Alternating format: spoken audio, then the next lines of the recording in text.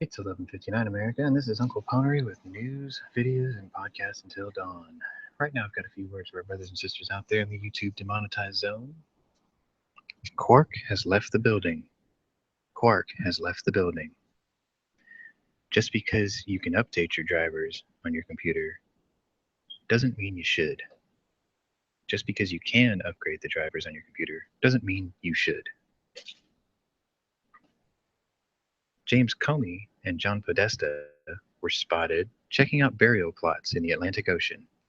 James Comey and John Podesta were spotted checking out burial plots in the Atlantic Ocean.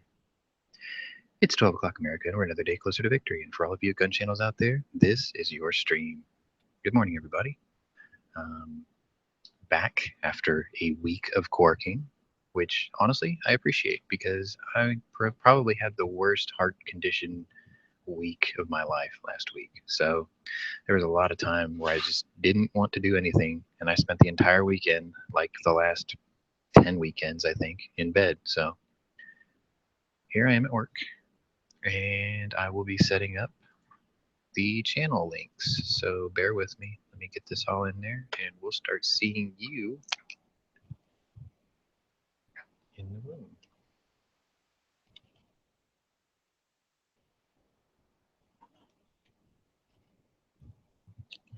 Just as soon as I can get the layout. This fucking, I don't know what happened, but the new layout system is a little bit wonky to me.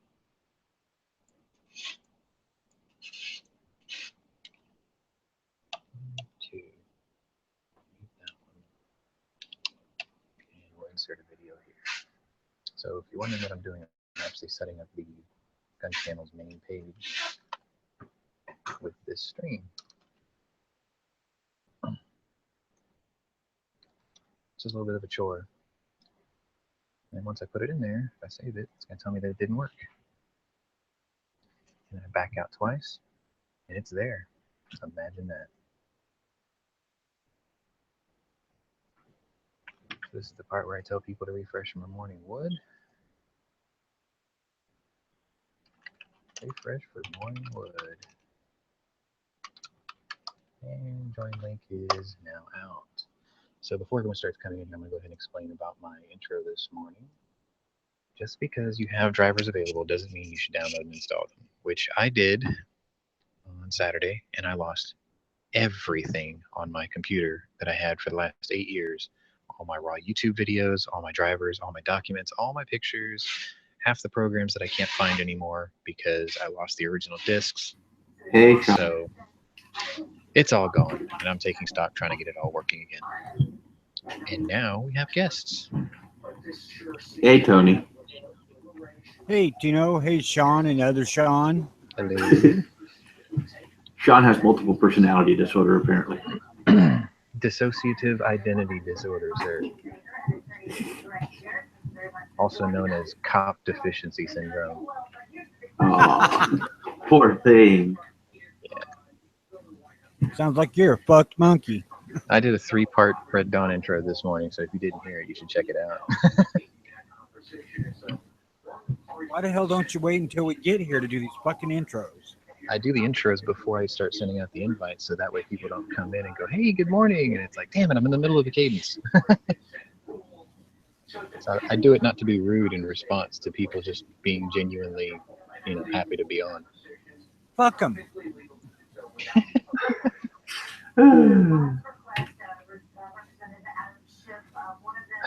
So anyway, yeah, I was jokingly saying that John Podesta and James Comey were spotted checking out burial plots in the Atlantic Ocean.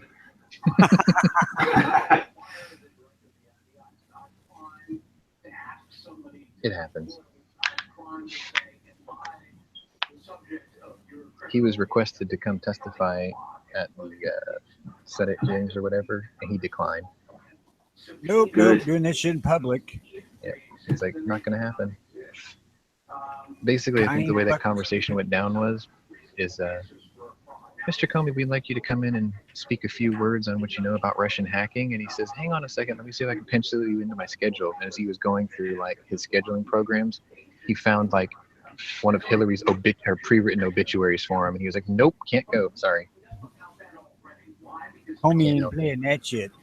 Yeah. Not interested.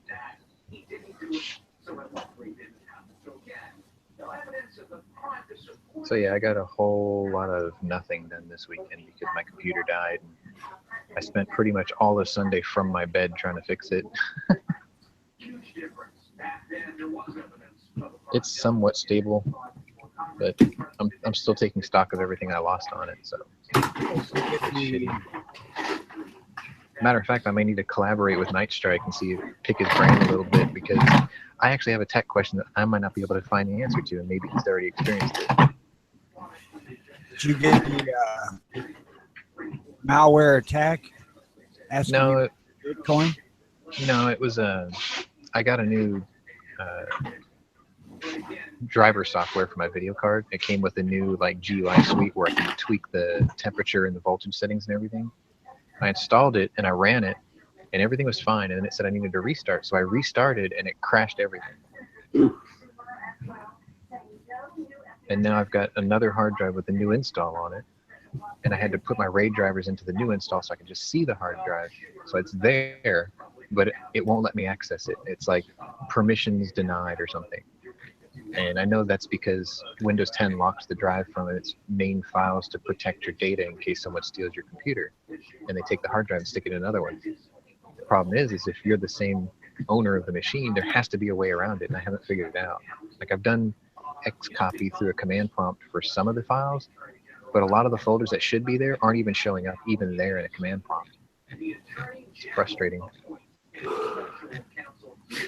Yeah. It was a whole lot better to deal with Windows when it was DOS based instead of using the DOS shell. Well, the thing that sucks about Windows 10 is there is no F8 during boot to get into safe mode. And that's stupid because that was like a technician's wet dream. And now it's like you've got to go in with a freaking bootable USB drive or some shit like that. You have to set it up to restore or wipe files. I mean, there is no safe mode. You have to like force it into doing something before you shut down the last time you were in. Fucking Microsoft.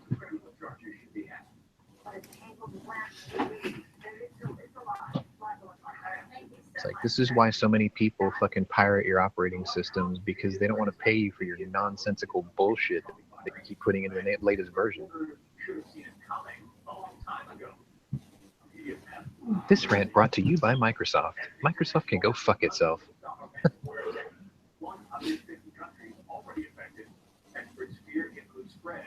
I don't pay for Microsoft operating systems because I test them for them. I used to get around it by getting the student editions or whatever that they gave for free in college, so I'm like, fuck it. I'll just use this shit.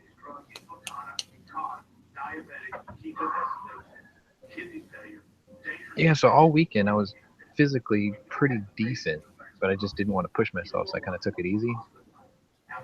First thing this morning, it feels like someone shot me in the chest. I'm like, what the fuck? The whole weekend I was fine. I think it's the thought of having to go into work that's doing this. Subconsciously. This is like, oh, good morning. You're about to have chest pains. Like, what? No. We had a good weekend. Don't do this to me.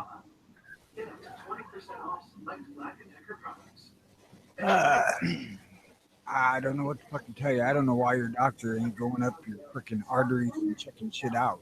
Oh, it's all part of the process, waiting for insurance to clear and that nonsense. It's like my mom and dad, you have you. Motherfucker. And it's like everything is a committee meeting before they can get anything done.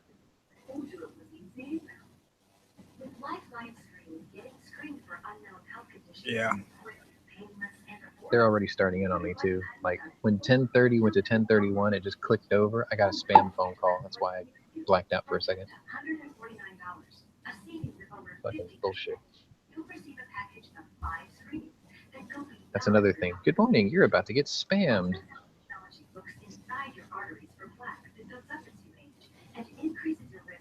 What a coincidence that you would have like Plavix on your TV.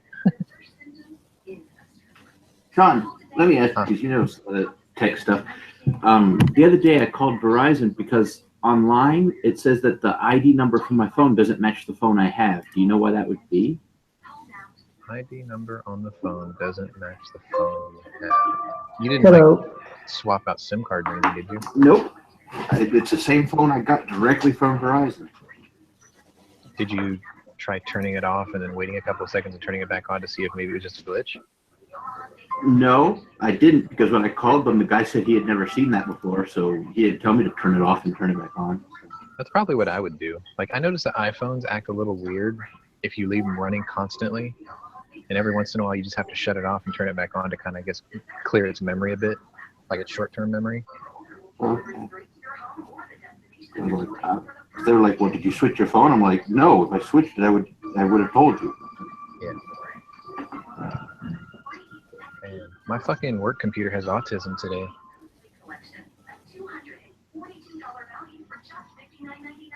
Like the whole desktop just flashed. Now it's sitting there. It's like its thumb up its proverbial ass. What kind of computer is it? It's something I built for the shop like 8 years ago. It's old. It's an old. I think this is a quad core 775. It might be a dual core though. One of the memory slots on the board is bad.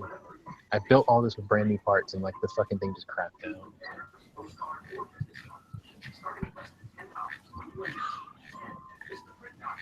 Yeah, it may be about time to build another one. Oh, yeah. 8 years. I gotta build a new one for home too. But I'm staring at like a $2,400 build cost. So I go nuts when I build my computers. That's why that last one lasted 9 years so far. It's a little long in the tooth now, though.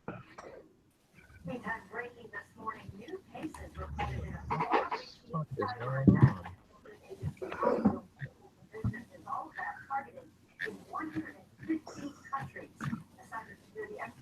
California budget includes $15 million to help those facing deportation. Interesting.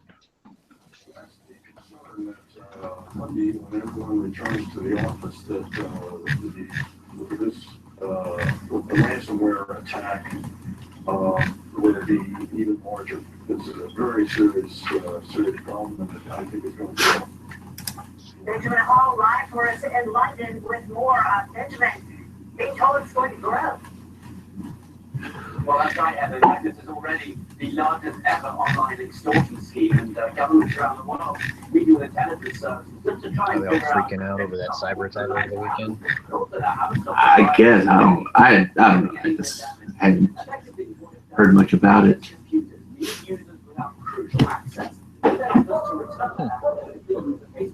So apparently right now AdBlock is having kittens. 1,000 companies, computers in 150 countries have been affected in all continents, targeting major institutions, banks and government services, including railway systems, even national health services. In Britain, where it began on Friday, countless hospitals were hit by the malware, with some... Are you listening to BBC? No, I'm not. That's just their British correspondent talking. Oh. It's like, you will read the news. Yes, me lord. I want to know what moron clicked a link that they shouldn't have clicked. Evidently, lots of them. Lord.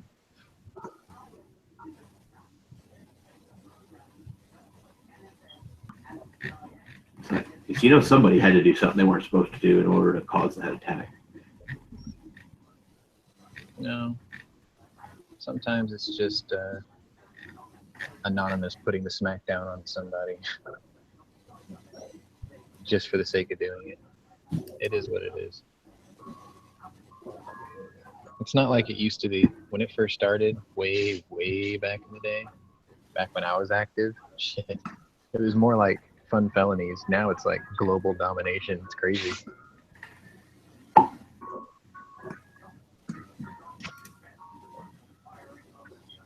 Alright, I think Windows has finally stopped shitting the bed.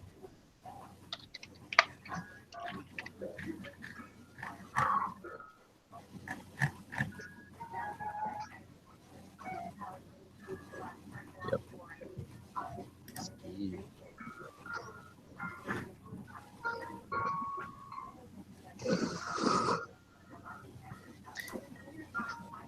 Hey Jay, have you ever like 3D printed something you can physically put like coil springs into to make them functional? Yeah, Have you ever made like flip up sites before? yeah, I think you can do that, but you need to print it like ABS Mhm. because normal PLA Not strong enough. don't have. It needs to be stronger because Yeah. PLA it's get really easy, like it get wear very easy. So probably if you print it in PLA in like 2 or 3 weeks, you probably don't It'll break. get it. Yeah, but I think you can get flip upside for $19 for the set Yeah. on eBay. No, I just thought you could like take a design and then like modify it into your own Yeah, unique style or something. yeah, you can do that. But like I said, it's need to be a little stronger. Yeah. Or you can 3D print it in carbon fiber. Really? That'd be awesome. Yeah, and it's not.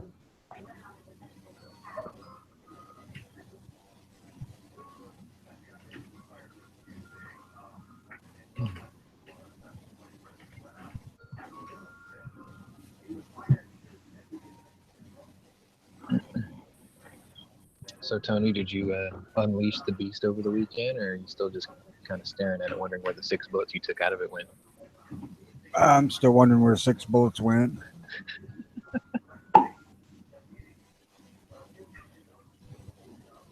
Nah, I didn't feel like getting out and about yesterday at all. It's kind of a shitty day here. Yeah, by the way, in my country there was a big fight around the toilet paper. Like one store has like a sale on toilet paper, and a lot of people get really stupid when like stores have sales, and one people get injured over toilet paper. Oh, so I did watch the Triple X sequel finally, Return of Xander Cage. Finally. Like I've had it for probably 2 or 3 weeks, just sitting on it, and I'm like, you know what? I'm gonna watch that. And it actually, I think it's a victim of bad editing. Like it felt like there was plot holes all over the place. There was some good gunplay in it though. It's just you could tell it was like pro-feminist. I know that sounds weird for an action movie, but it was very pro-feminist. Like there was a scene where there was 3 women and they were like all 3 were Terminators. There's like slow motion scenes from Shoot 'em Up with 2 girls, and I'm like, well, it's kind of hot. It's pretty neat, but you know, they're all gangster holding their shit while they're swinging around like fucking gymnasts, and I'm like, I don't know about that one.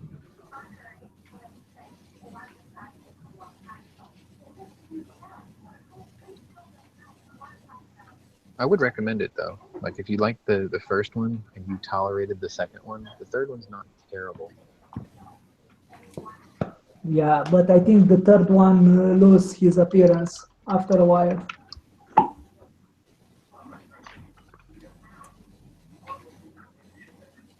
don't know if it's like movie of the day worthy or anything. Like there's plenty of good guns in it for sure. Yeah, but the acting it's not so good. Yeah, yeah. It was like you could tell they really freaking they tried to ensemble it to save it, I guess. They haven't even filled in the all the guns used in the infid of a.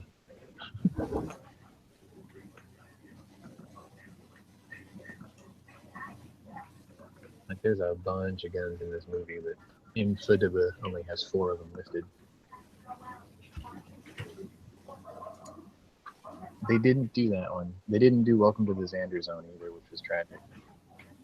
But they did something in it towards the end that tied all the movies back together, which I thought was kind of cool. I'm like, okay, that works. So just for that one couple of scenes or whatever, it was worth it. But there was no Anarchy 99, although it was mentioned. And there was like a really cool reunion at the end of the movie. That was awesome.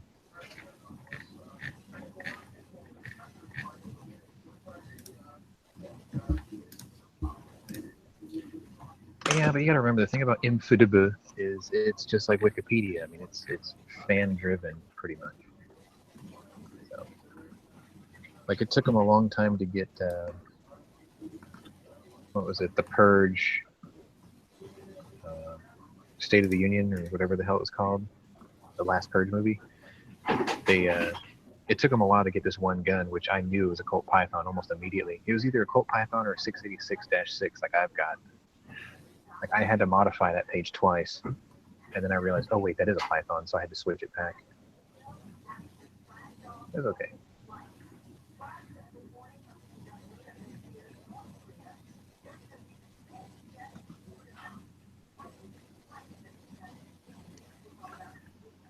America lacks.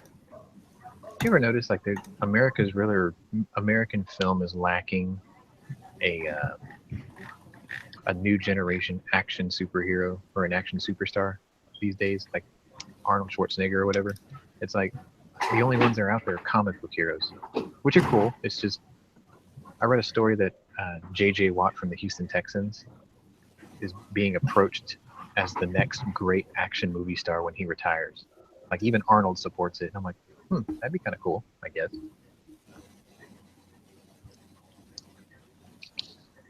Let's see.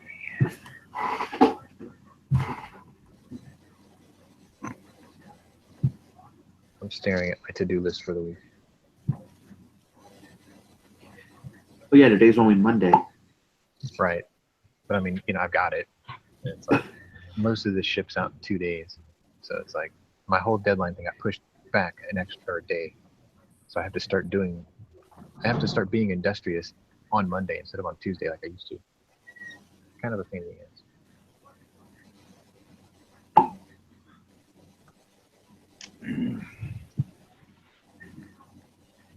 Don't mind me. I'm just sitting here fucking ignoring you. Right. Where the hell did Night Strike go? He was bitching about you starting this and he didn't come in. Oh.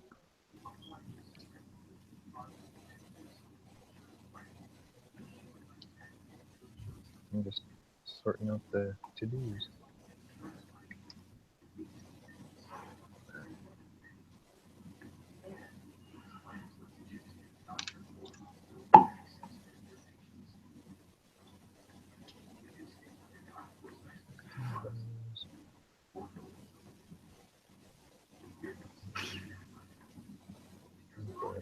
Okay. Not bad. I'll probably get through this whole list just today. Means I'm gonna have a very slow week. That's why you need to convince the owner to put in a shooting range so you can keep occupied. Freaking install a couple of kegs and a couple of taps on the wall.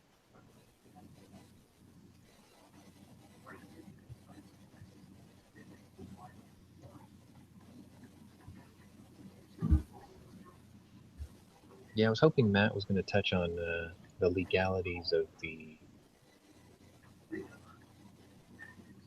Shockwave this weekend. I'm not sure if he really wants one or not. That's why he probably hasn't bothered with it. But I kept getting conflicting stories, and I mean, it sort of helps explain why the supply is so low around here, because my FFL got 10, and they were all gone in a day. And then my reloading supply by my shop, I went there, and they said, "Oh, we don't even sell those here. Those are illegal. You can go to jail for felony, unlawful possession of an illegal firearm." And I'm like, dude, you're full of shit. I'm like, Mossberg puts out a letter, it should be 50 state compliant, or most state compliant, I guess. I don't even know if you can have those in California, but I don't think so. let's find out. Mossberg, Shockwave, California. I would be surprised if you could have my Ruger in California. It's too powerful. Nope, you can have it. You can have my 500 Magnum in California. It's on the list of okay. I guess they figured nobody could conceal a 500 Magnum easily. Under California law, it is considered a short barrel shotgun. Oh, so you have to register it with the state. Looks like it. But it sounds like you're allowed to have it. I mean, this is from Calguns, so. Just need to move out of California and be done with it. I'm sure that No, you can't see- have it in Illinois. See, I keep mentioning this. Like, if everybody who's pro-gun left California, then the liberals win. Nobody will be left behind to continue the fight, which means it never gets corrected. Well, it will when the criminals rise up and wipe out all the freaking Yeah, world. when the criminals kill everybody that still lives there. That's the problem, though. You see, who's holding the eastern border right now? Who's holding back the chaos right now? And as soon as you turned it into anarchy in California, who's to say they're just not going to spill over? And by then, all the liberals that came into like Arizona or Nevada are going to start changing the laws, turning those good states into the shit they left behind. It's like dominoes. What is Yeah, that? they're already working on Texas. Tell me about it. Did anybody else hear that like loud beeping? Like a second. It's what Tony's mic does before he mutes it. Oh, okay. That hurt. Sorry. No problem. I just wasn't sure what it was.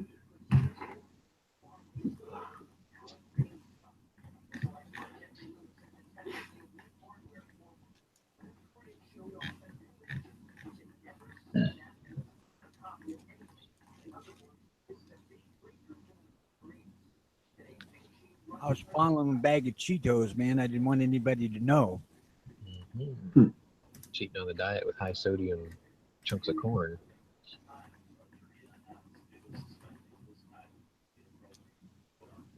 I really ain't ever been on a diet. Yeah, see, I was hoping Matt was going to read that question I asked him right before his show ended, but he knew I was joking because I put in the next line. I'm like, I know, you're saving for the move. But on Sunday during his trigger time chat, he was like, anybody got any last minute questions before we go for the day? And I'm like, yeah. I'm like, is the 1895 GBL a great Mother's Day gift or what? Nudge, nudge.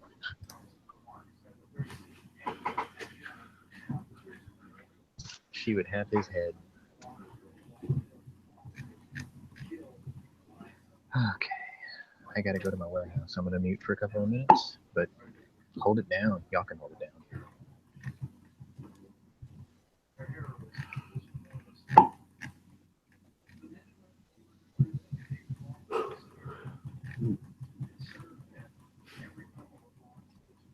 I'm certainly glad that you clarified that, Angry, because that didn't make much sense.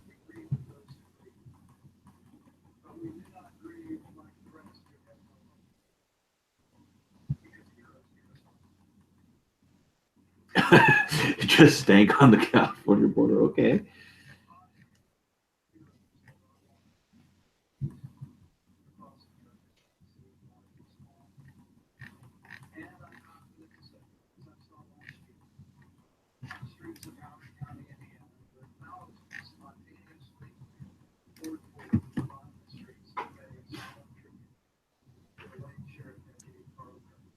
There really wasn't anything gun related in the news that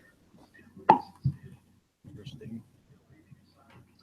Yeah, it hasn't been, at least not lately.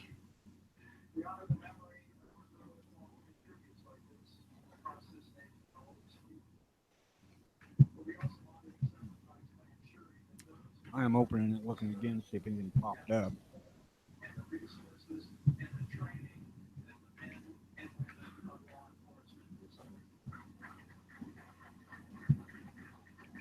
Let's see. Things that happened that are gun related today in history. 2 Americans became the first recipients of the Croix de Guerre in France. And 1 guy earned a Medal of Honor because he jumped on a live grenade to save 4 others in their pillbox. Those are gun related. How many things I know the last time? I'm trying to figure out how the hell to get up here because I gotta climb fucking pallets again.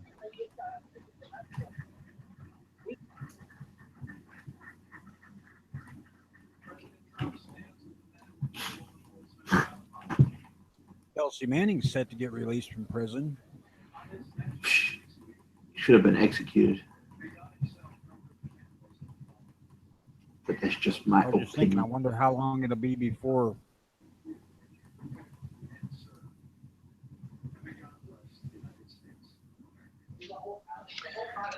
Why is it that Edward Snowden and Chelsea Manning get nails spit at them, but WikiLeaks gets a pass? Didn't they all essentially do the same thing?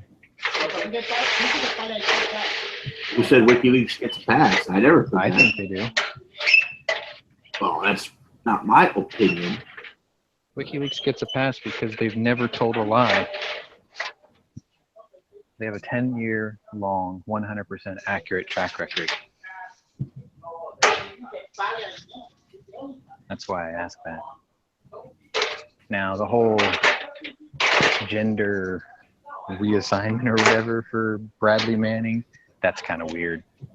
But you want to place your bets on how long it is before he starts wearing men's clothes again when he gets out? I give him like 2 days.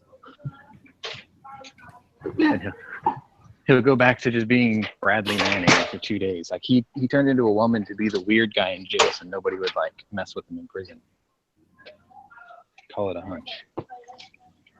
Ah, shit. Can't believe I made it up here.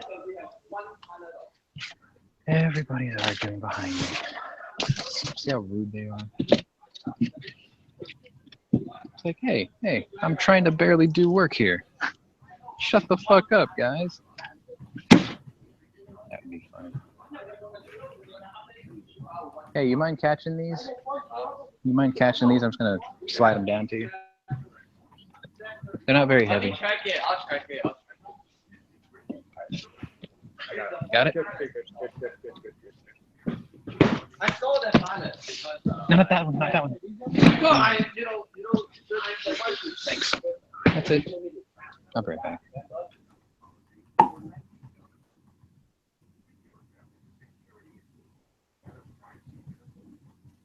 Nope, still no interesting news.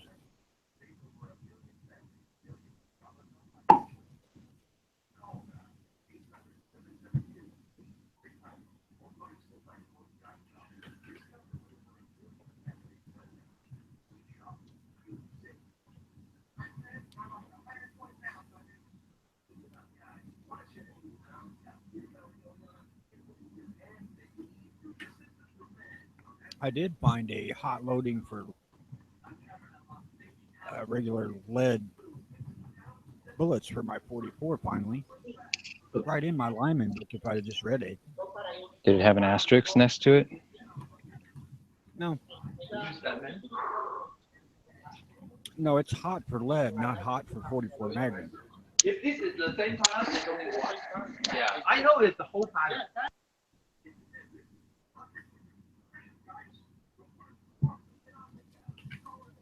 Like the lead coated and plated and plain lead rounds, you can only run them up to like 1,500 feet per second muzzle velocity at max. A lot of them only like 12.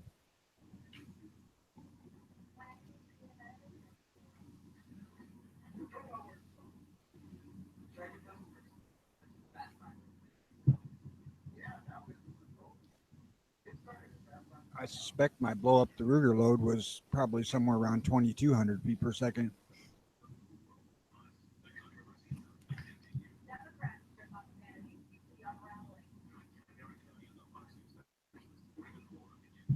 Nah, dude. 4,000. At least.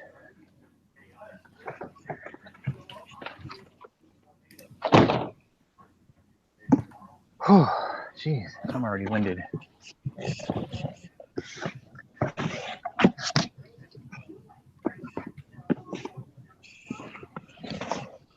Now it's not even a matter of being in or out of shape.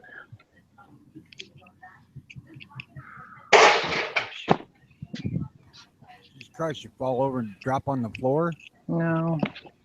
My warehouse guy almost decided to break his other arm tripping over stuff. You might want to wrap him in bubble wrap. I have to. Okay.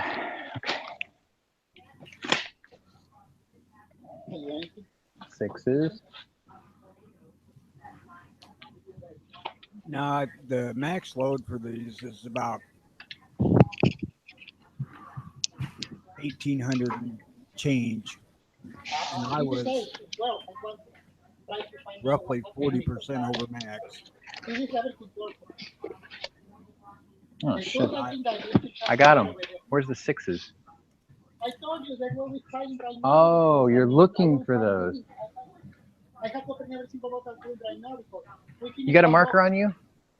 You got a marker on you? Mark the number on the side of the box. Do you need these?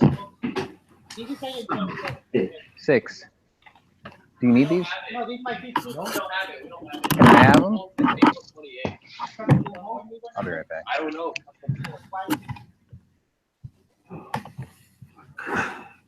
What are those? Sound like he needs to smack somebody before he asks a question.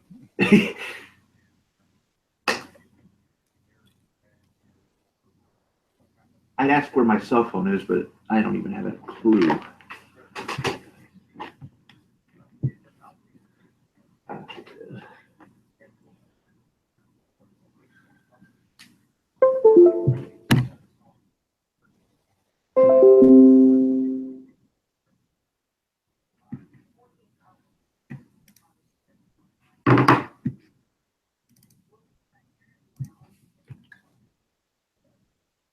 Today was the first day an Allied jet flew. It was the Gloucester Little. That was the test bed for the meteor, wasn't it? D-28.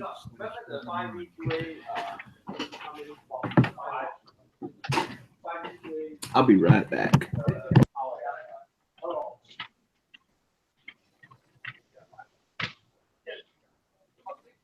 I just don't unload these before I go out for the second wave.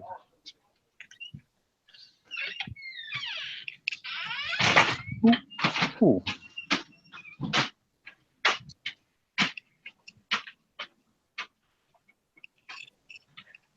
Yeah, my to-do list is actually pretty short. That's awesome.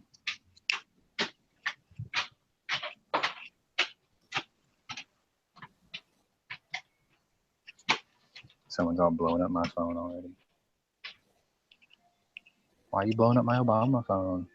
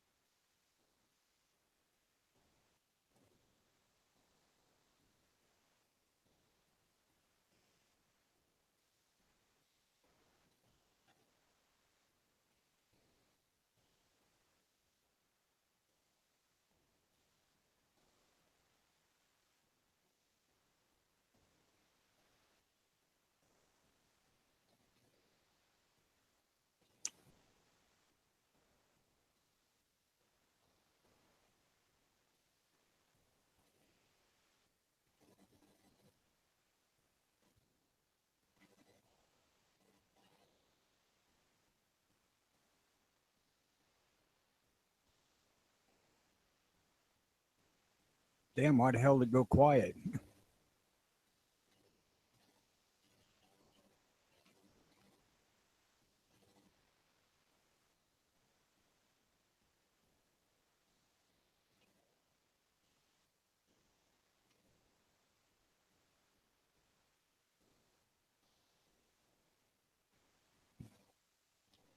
Man. So my boss's kid finds these deals on printers, right? And he buys them and they ship them here.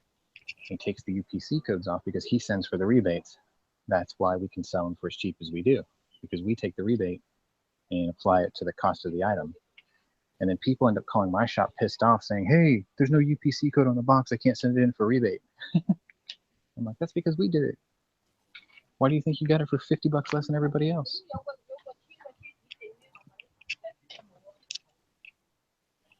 And then they get butthurt. It's like, dude, that's how the business works. You either take it or leave it. Bad enough he called me like every other day asking for a goddamn tracking number. It's like, how many times did I tell you? I don't ship it.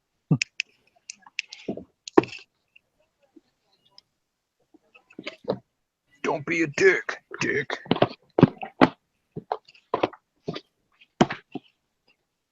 The moral of the story.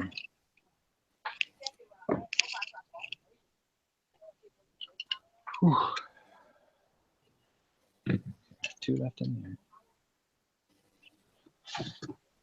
Got one left in there. People are wandering off of my shit. Acting like they own the place. Oh wait, they do own the place. I love doing that. Freak my boss out. I'm like, what the fuck are you going through all my stuff for? Acting like you own the place and shit. He looks at me and I'm like, yeah, you know I'm just fucking. Hey, I'm gonna bail out of here for a little while.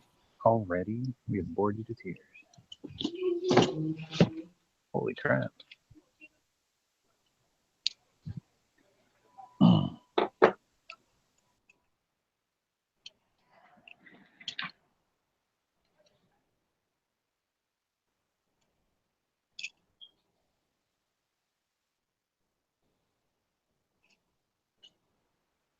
The whittle.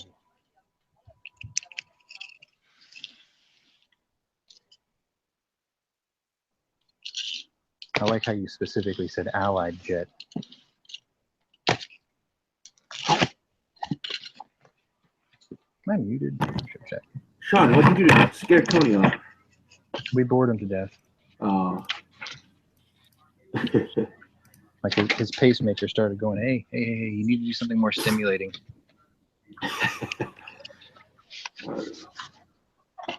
And then since his pacemaker uses a Wi-Fi connection, it automatically like closed his browser and opened up Pornhub. Can you imagine that? Having Alexa in your chest?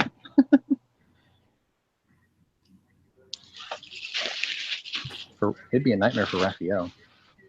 She'd be like, I think you've looked at enough Beatles for one day.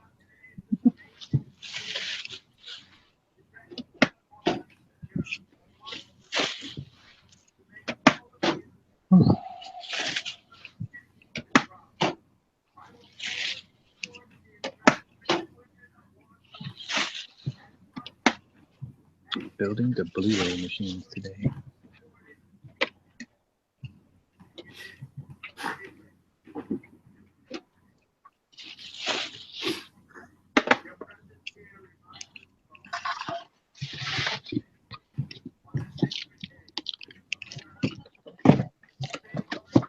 Yeah, I had one little bit of relief over the weekend was a lot of the stuff that I have that I lost on my computer, I have here at the shop too. Oh, well, that's good. Yeah, so it's not a total loss, but a lot of this, a lot of the stuff that I did lose is irreplaceable. I don't know how I'm gonna go around or get around replacing what I lost. You got to get an external hard drive to keep everything on. I do. I have them. It's just, I don't know. I mean, this is actually kind of a blessing in disguise because the thing is I built it 9 years ago. It's gone through 2 motherboards, 2 sets of RAM, 3 power supplies, 2 cases, endless hard drives, 3 video cards, 2.5 operating systems. I actually upgraded from 7 to 10, so there was a lot of errors, like inconsistent errors and old programs that I uninstalled 10 years ago. They're still stuck in the registry that I can't get out. So I thought, you know what? I'm gonna have to wipe it one day anyway. So I started mentally planning for it. I just never got around to doing it. Kind of funny how life sort of forces you into doing things you don't want to. Oh yeah.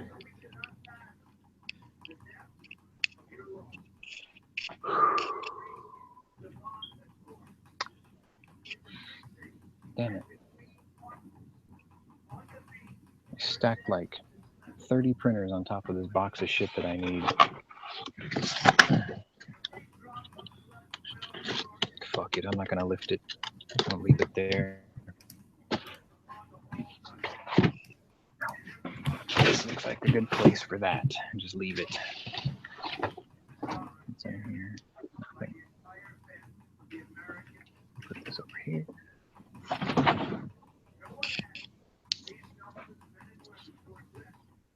I think a giant cockroach just fucking fell out of that box.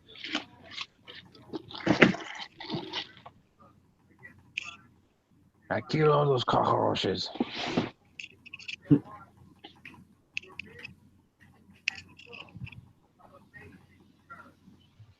Okay. Fuck it, I'll do these first, since I'm already here.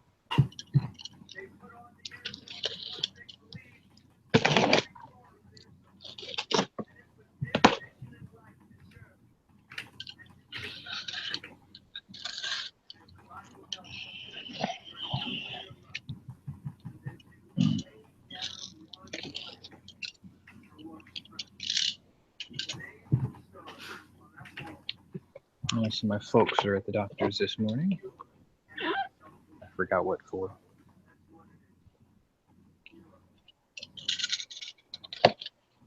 Their appointment scheduling is kind of like playing bingo. You have to set up everything to fall between other appointments and shit. I need an extra case.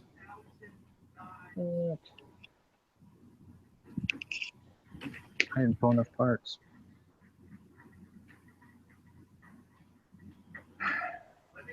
I'll do it later. Like, I'm exhausted already. My day is physically over already. Done. It's only 12 o'clock. I'm already ready to go home. I'm ready to go to bed. Spended all my energy that I've been storing up the entire weekend and it's gone.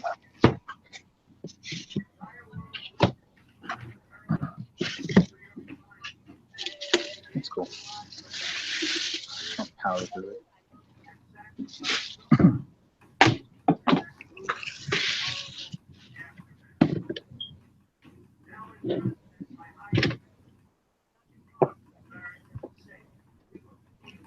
Slow day on Gunchannels.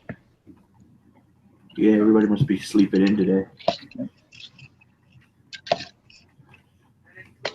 I heard from Jimmy. I think it was Saturday morning. And how's he doing? It's okay. He's working with his, I think, brother-in-law. I think they do electrical work. He's trying to get him into the IBEW. Oh, that's good. Yeah. It's very rare that you can be mentored by somebody these days.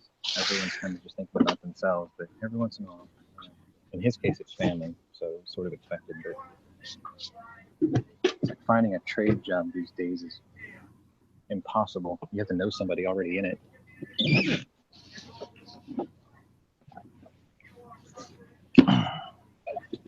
Which is why I kind of poke fun at Night Strike for not taking up Mark Novak's apprenticeship opportunity.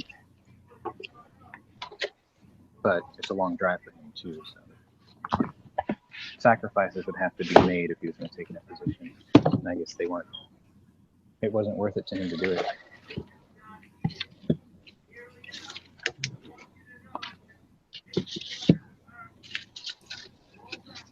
That's kind of the MO for IT guys, though. They're very hesitant to venture out past what they think they already know. So it's like, you know, he's an IT guy like I am, but he doesn't want to venture into something else. I think when he gets closer to my age, or when he gets over 40, then he'll start expanding his possibilities. He'll say, you know what, I've been doing this for like 20 something years. I think I need to do something else. So. he'll get to that point eventually. Like, I'm at the end of my rope with this job already. It's not that I don't like what I do, it's just I would rather be doing something else now.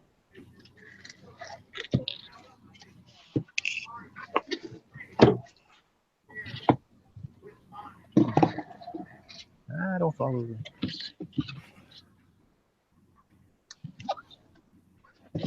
No single stack it.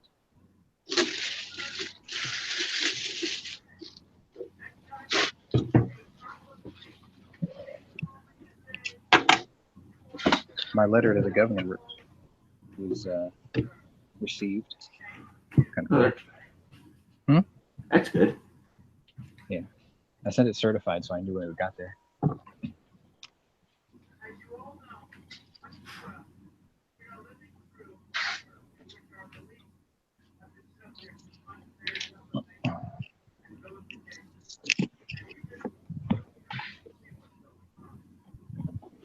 He does have a good habit of replying too, which is awesome.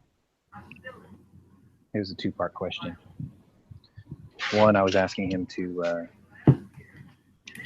get rid of the licensing, commercial licensing, to adopt or caretake for Fox. And the other one was about just putting to bed once and for all the whole shotgun debate. It was like change the wording to follow the federal guidelines. So that way we don't have this whole SBS nonsense. And then like all of a sudden the next day everyone would have a shockwave.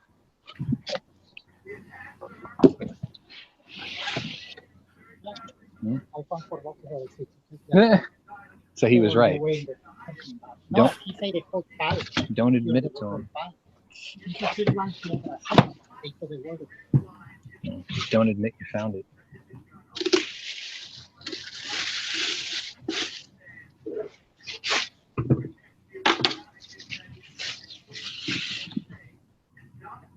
It's the one thing that my boss is really good at, rubbing it in if you're wrong and he knows he's right. So my warehouse guy was like, "We don't have any of these. I looked everywhere." And the guy's like, "Fine. If you can't find them, then just, make do with what you got." And he just walks in and he's like, "I found them." And don't tell the boss that. He will troll face you to the end of your life. I'm like, "See, I told you."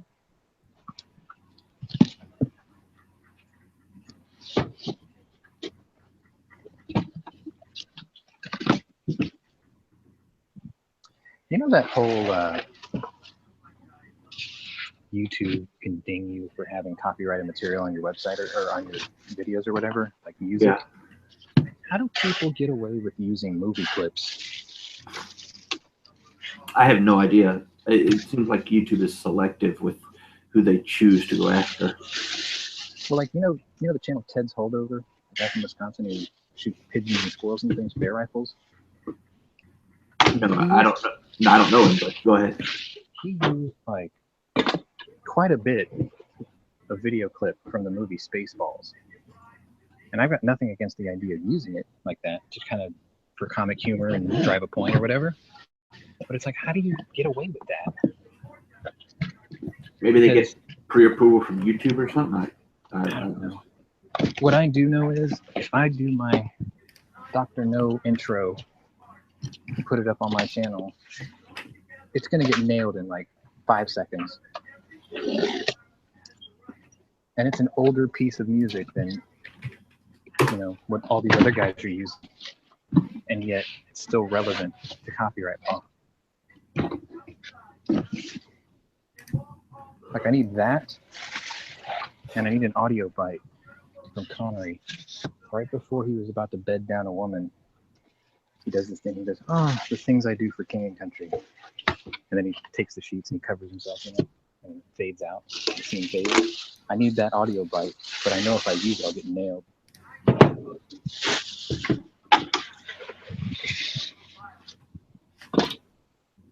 And that's not cool. Dare I say it's not fair. Maybe I'll use it anyway. It's only like 2 seconds worth of audio. I think you get up to 8.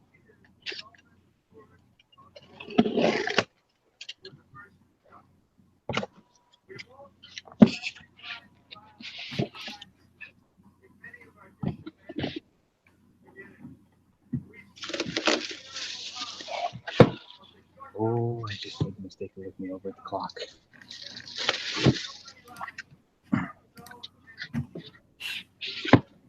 Time is going very slow today. Uh-huh. Like I looked over thinking it was noon. It's not. 17 minutes ago. Bye.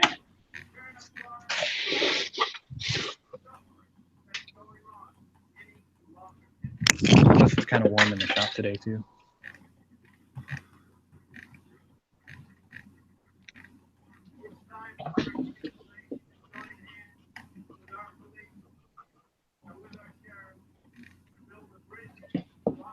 Are you listening to a presidential speech?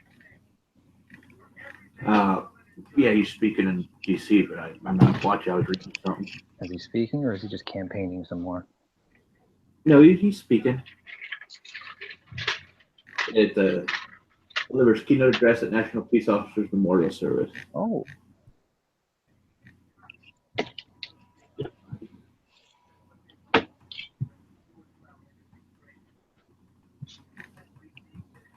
I gotta get my charger. Oh, it's a long way down.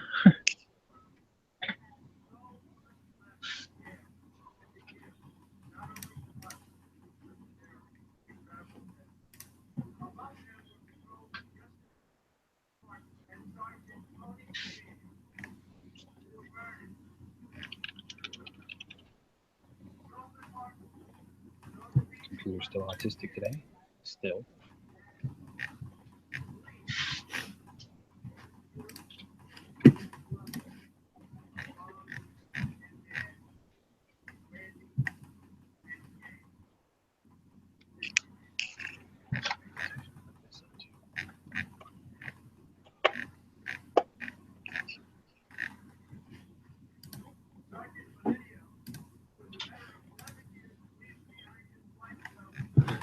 Alrighty, I gotta head out for a bit and get some stuff done. I will see you in a bit.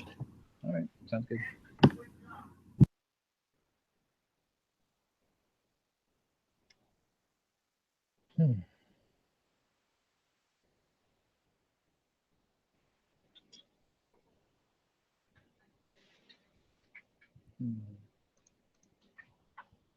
Today in history,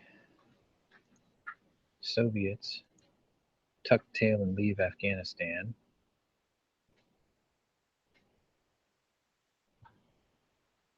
This is probably just after the events of the movie. Hey, that's going to be my movie of the day, The Beast of War,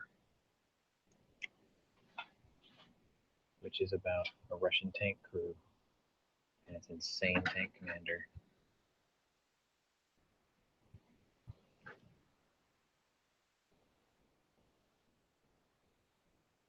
I think it was a T-55 that they were in.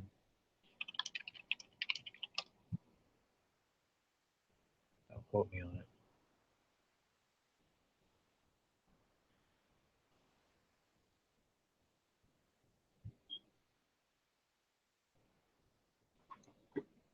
Yeah, what's really funny is it is an American war film, but it feels like a foreign-made film the way they did it and the people that are in it. So, I mean, if that's the style they were going for, they nailed it. George Dzunda, he's your insane tank commander, which I believe is the same guy from CSI, Las Vegas. Yeah, it was a T-55. I know my tanks.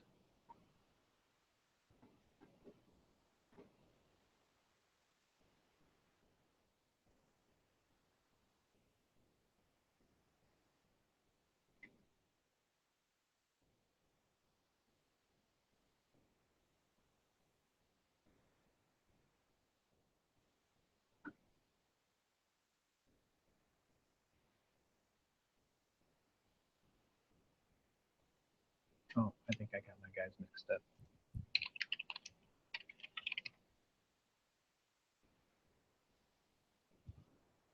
Yeah, I do. George Dzunda was the guy from Crimson Tide.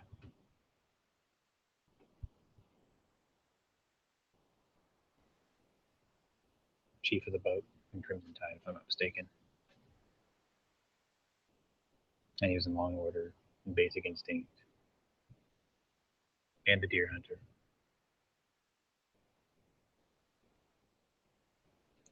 But in this movie, he plays a overly patriotic, insane Russian T-55 tank commander. And he was almost like Das Boot for tanks. But then in 2009, the movie Lebanon totally took that to another level. It's pretty cool. It's not ultra gun heavy, but it had this really cool scene where I think it was the gunner, he was able to repair an RPG-7 using parts of other guns. That was kind of cool. It was like a MacGyver type moment.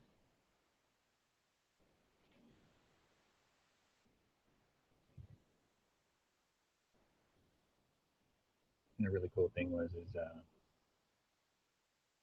tank in the movie was actually a real T-55 also, which is pretty cool.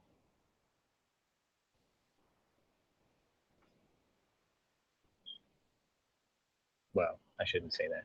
It's actually a Ti-67, which is a Israeli clone, I guess, or Israelis captured T-55s and then they rebuilt them, sort of like how the Merkava came to be. Basically, an evolution, I think, of the M60A1.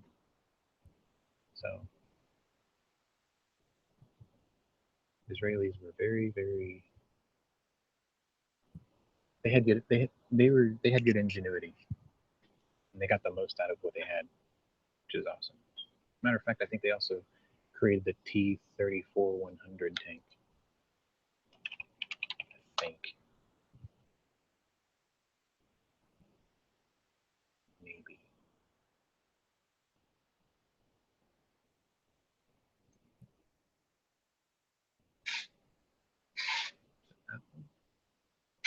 That's Egyptian. Sorry.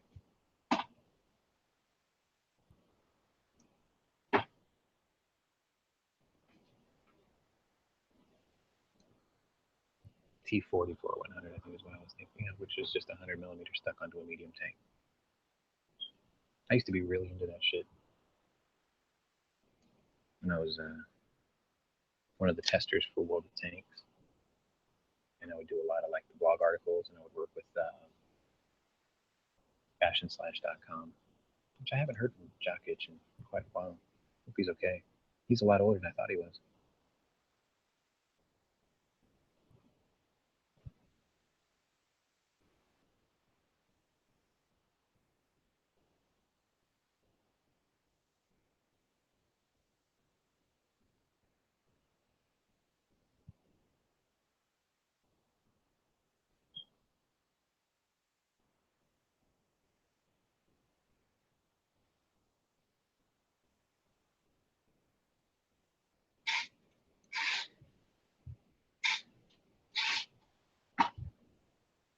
I think the Women's Army Corps also was founded today.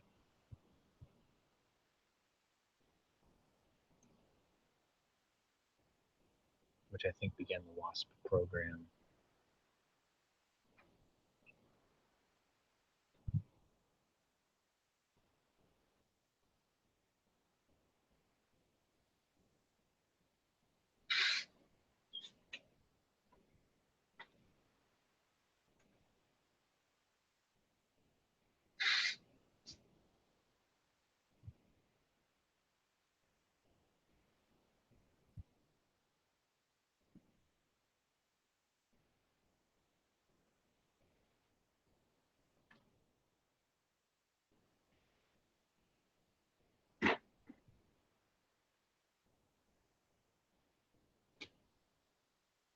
John Levito earned the Medal of Honor today, or he was awarded the Medal of Honor today.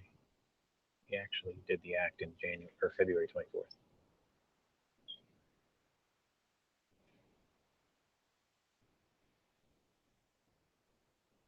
He dove on top of a armed magnesium flare after a mortar went through the wing of a AC-47 he was a loadmaster on. He was able to drag his body after taking 40 pieces of shrapnel, throwing it out the side. He lived.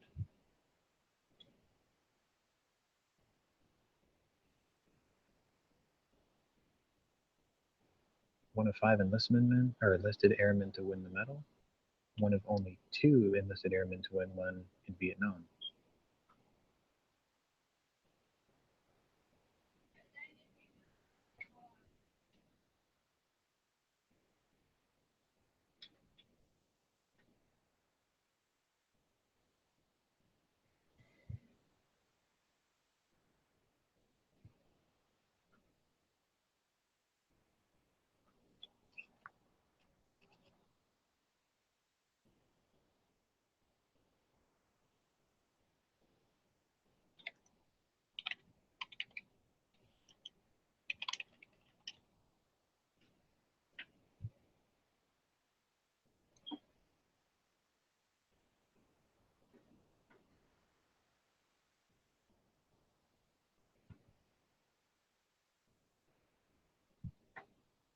What? I didn't even know that was in there.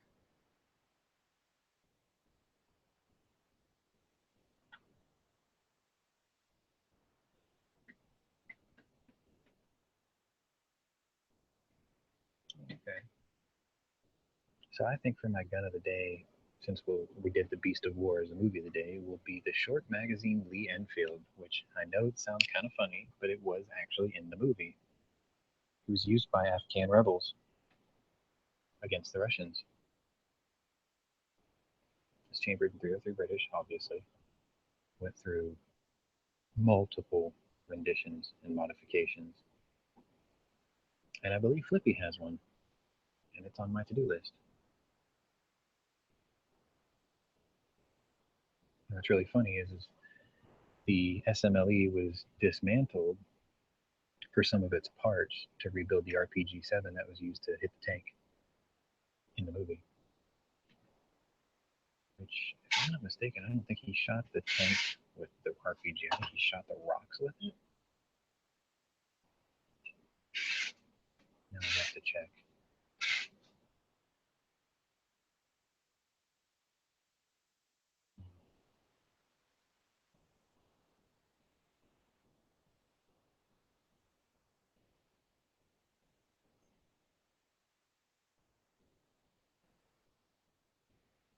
Okay, he does shoot it at the tank. It blows off the gun barrel.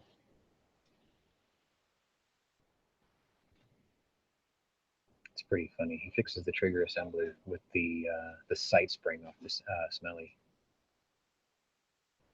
Pretty neat. It's a good movie too. Like if you watch it, it'll make you sweat just watching it because it looks like a sweltering fucking desert out there. Because it was. Duh. Let me copy the link and paste it in the channel for those who got here late. I gotta start building, so I'll turn the camera on and probably mute the mic a bit until I start hearing voices. And it'll give my battery some time to recover too. So stand by. Links are out. Come on in.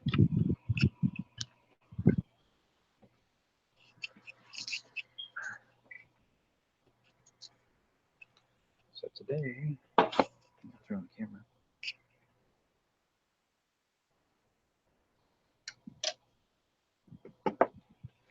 Today, we're building these little guys. Tiny, 1-to-1. And they're Blu-ray machines. These are really convenient for people who just leave it at the corner of their desk and they're like, oh, I need to make a copy of just this on the fly. Stick it in there, set it, and forget it. That type of thing. Anyway, I'm going to go mute, but if you join in, say something. I can unmute just as fast.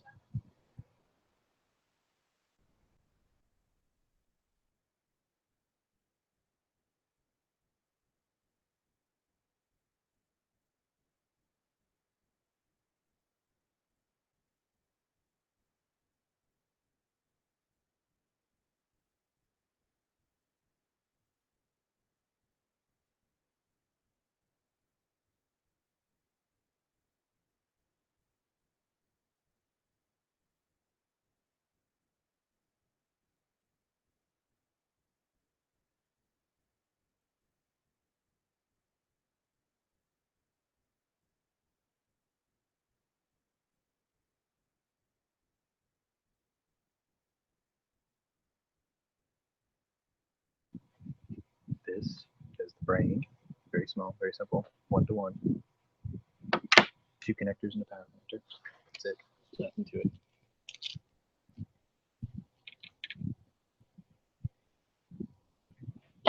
They go together pretty easily. Like if I'm in a hurry, I can usually put together one of these in under 5 minutes, as long as I got all the parts laid out. Matter of fact, I'll time myself. Let me get the parts laid out for them. For 2. I'm not going to do it to the second, though. I'll just do it to the minute. Put that one there.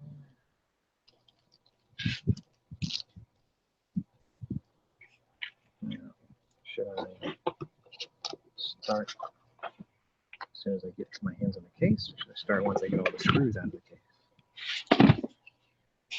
Let's start from the beginning.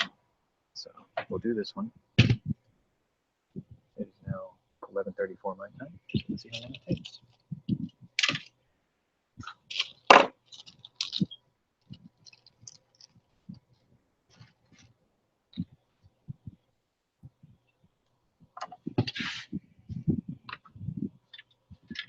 Parts to power to. That's what we're doing.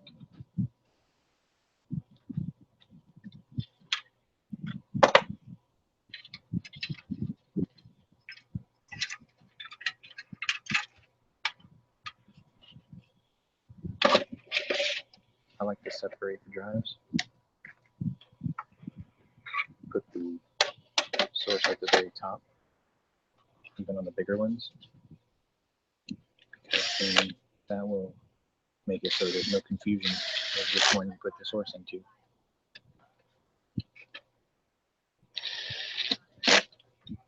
And it's like playing basketball too. I work one half at a time.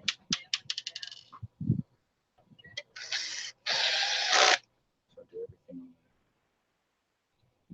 the left side of the facing first. That involves power. I don't know if you're seeing all this.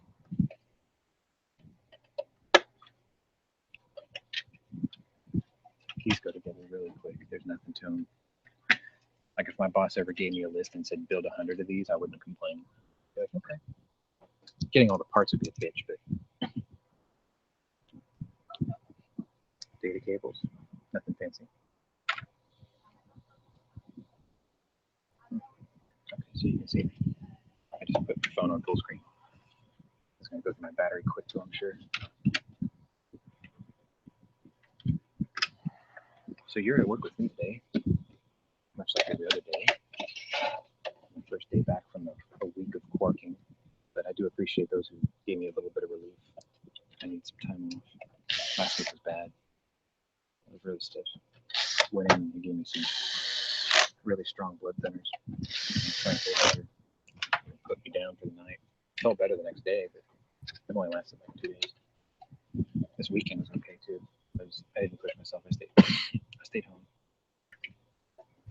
All right, so the right side's finished. Now I'm on the left side. And all I have to do is put the screws in on the left side. Because it's so small, I got all the connectors already hooked up. I'll show you from the inside.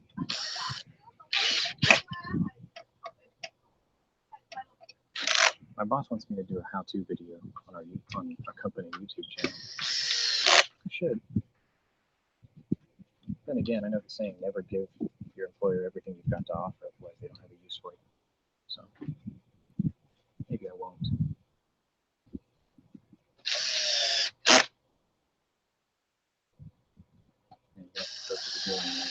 Just for the first one. I just want to show you what I'm doing.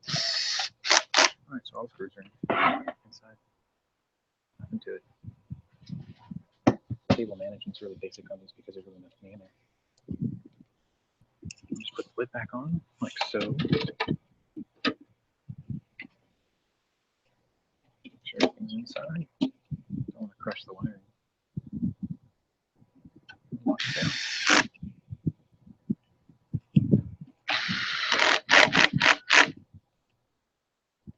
Try not to over torque these because sometimes people have to get in them. So I set the drill in pretty low setting. It goes all the way up to like 15. I handpicked this drill when I wanted new tools. I picked this one. I told my boss to buy it. The kid has been pretty good to me, and I liked it so much he bought 3. So from there to there, I mean, I did a bit of talking, so that took 4 minutes. I'm gonna look at the clock and see if I can do the other one without talking about it. I'll just do it, and we'll see how long that takes. So I'll wait for the clock to go to 39th minute. Might take a while. After I put it all together like this, it's just a matter of putting a couple settings in there.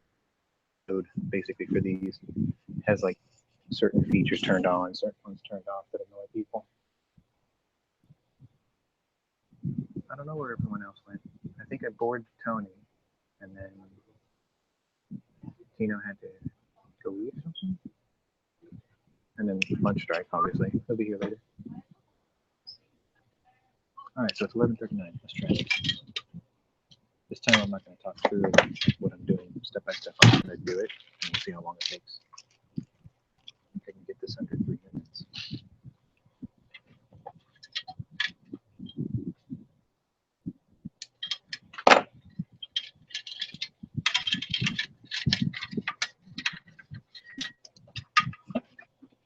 I'm going to stack the parts behind the camera if you're wondering why I'm reaching out that far.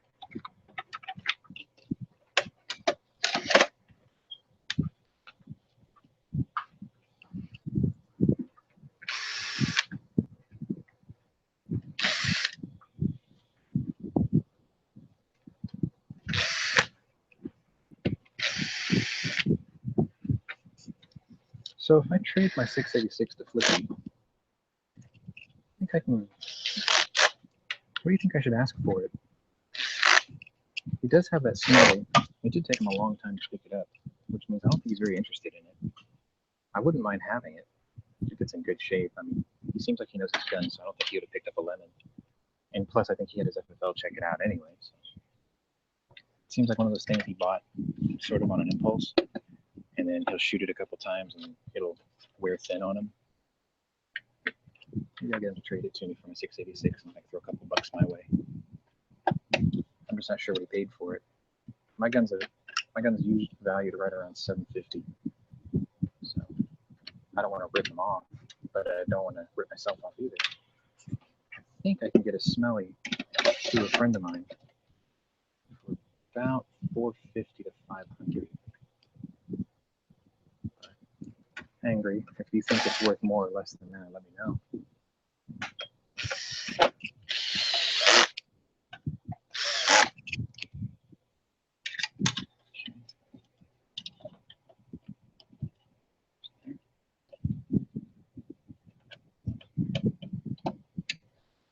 Power connector's done. 6 screws later, we're done.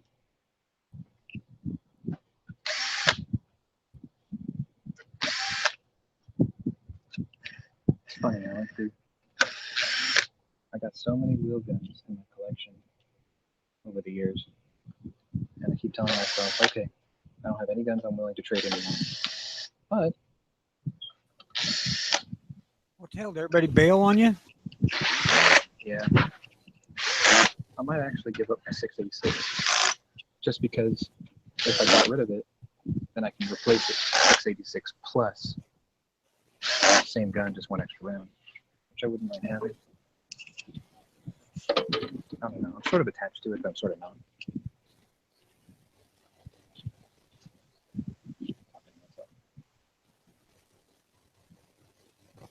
Okay. So we started at 39 miles an hour. Pencils down now. 3 minutes. 3 minutes. That's not bad. That's about what I thought it would take. Shit. I have to find a working one for it. Yeah.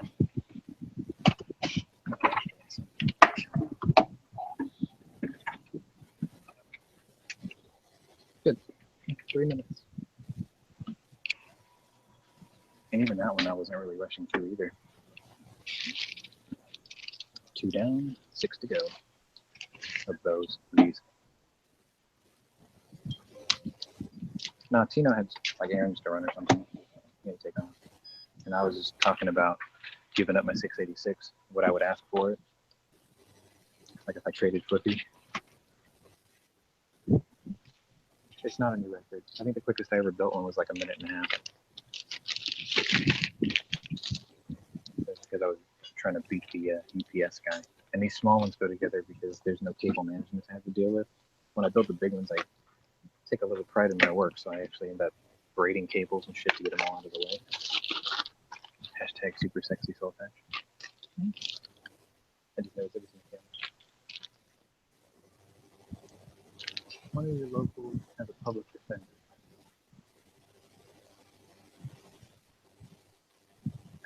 Is the public defender that lever action revolver rifle thing? Tony? I have no damned idea. Oh, check out my thumb pick. See that? I kind of round the corners off, put a point on it. I call it my thumb pick when I play guitar because I finger pick with my right hand. So it's like Can't see these it. nails are all pointing. Oh, sorry. The points on my right hand, like claws almost. People look at me funny when I do it, but then I tell them I play guitar, and they're like, "Oh, okay, I get it." Because my nails are pretty thick if I don't chew on them.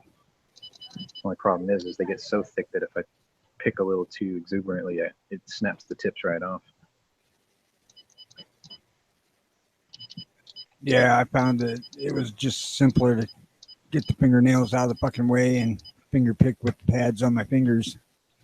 I did the finger pick thing too. Like I had these plastic ones that went all the way around your finger, but then you have to put one end of it underneath your fingernail, and it got kind of uncomfortable. And then I got these brass ones, which were pretty nice, but they hurt my fingers because you had to shape them.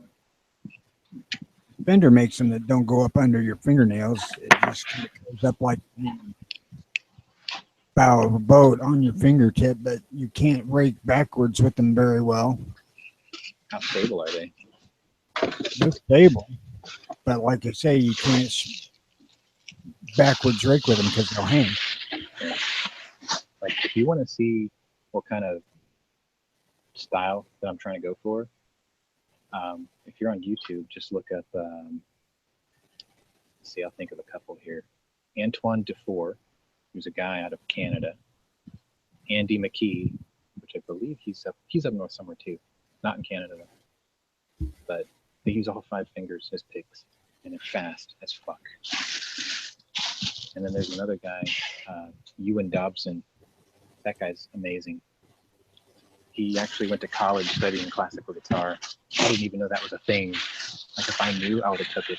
It's one of those instruments that I wish I could master, but I'll never be good at it. Give me anything brass with a mouthpiece though, and I can fucking wail away on it. Like I'm good at those. Yeah, I kind of miss being able to play the guitar. Do you just not play it because of your health, or do you not play it because you got rid of all your stuff? I don't play it because my shoulder's fucked. I can play for about 5 minutes before I'm in misery with my left shoulder. Is it because the way you have to hold it, or I mean, you could put it on a stand if you had to, right? It's just extending my arm that way. Yeah, over the body. Oh wait, you said left hand, so you're Yeah, fretting. the one fretting hand. Yeah. Hang on, I gotta use the tape.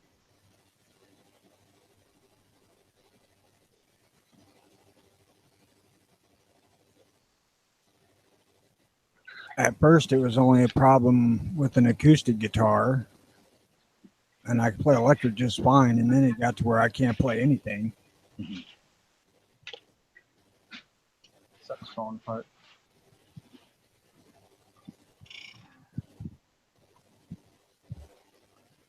I'll still pick one up and dick with it for a few minutes.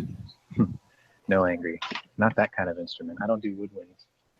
I was a brass player, so like I started on a cornet and then trumpet, and then I went to baritone, and then I learned bass trombone, and then regular trombone, and then tuba. I mean, I could pretty much play anything brass. What was really funny is when I first wanted to join band, like even in middle school, I was fascinated with the French horn just by how it looked. And my dad had an old wives' tale that if you play French horn, it'll lead to like heart conditions because of the pressure you have to use to blow through such a small mouthpiece. And I bought it back then. I was like, "Ooh, I better stay away from that." Dumbass. Yeah, maybe it's all horns. Who knows? Yeah, I was really good at it. Like I almost went to state every year, but my grades kept knocking me out of competitions because Texas had this bullshit no pass, no play rule, and I wasn't interested in doing homework. So like Me neither. my grades were bad a lot. And the guy who actually got me started is the guy who got me out of it. Like he was my middle school teacher, he was my high school teacher towards the end, and he kept fucking giving me a hard time about my grades. And then like everybody else in the group started like jumping down my shit. And I was like, you know what? Fuck all y'all. I'm like, you guys have ruined this for me. So I'm leaving and I quit. So since I was no longer in band and it was my senior year, I didn't sign up for it my senior year.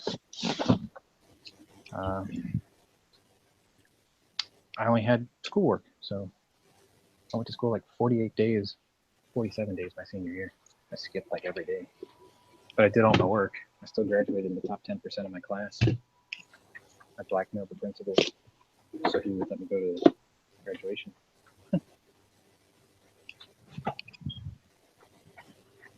What's really tragic is this year, actually in a couple weeks, it'll be my 20th anniversary since I graduated.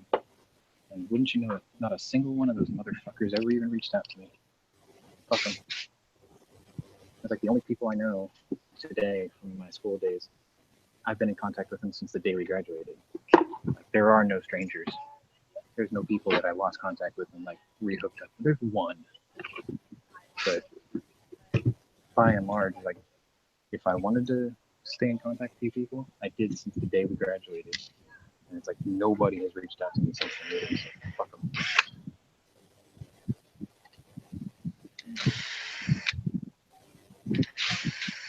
It's really funny because when I was growing up, I was like, I'm not going to be that guy who's bitter towards his graduating class.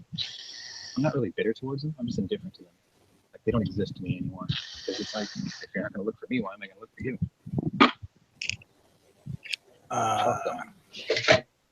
Graduation a long fucking time ago for me. I don't give a shit. I was the same way, angry. Like my name is in there. I think it's in the wrong place. My picture's not in there, so don't care. Couldn't be bothered. There's a couple of girls I wish I could run into these days, just to see how they are. You know, a lot of them on the quote reunion page. Oh shit! Some of them got fat, some of them got ugly, most of them got kids and marriages, and good careers or whatever. So it's like you got to feel, I guess, proud of some of them. But there's this one girl I went to school with. She was a band dork too, actually, and she still lives in the area. And I thought she was French for years. Turns out she's Argentinian. Just as good looking as she was back then. No one gave her a second look in high school, though. So I thought it was a bit weird. Like, she was good looking back then, too.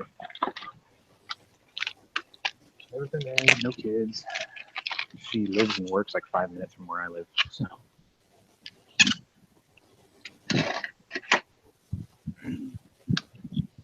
But I'm not going to bother. Should I see people that I went to school with all the freaking time?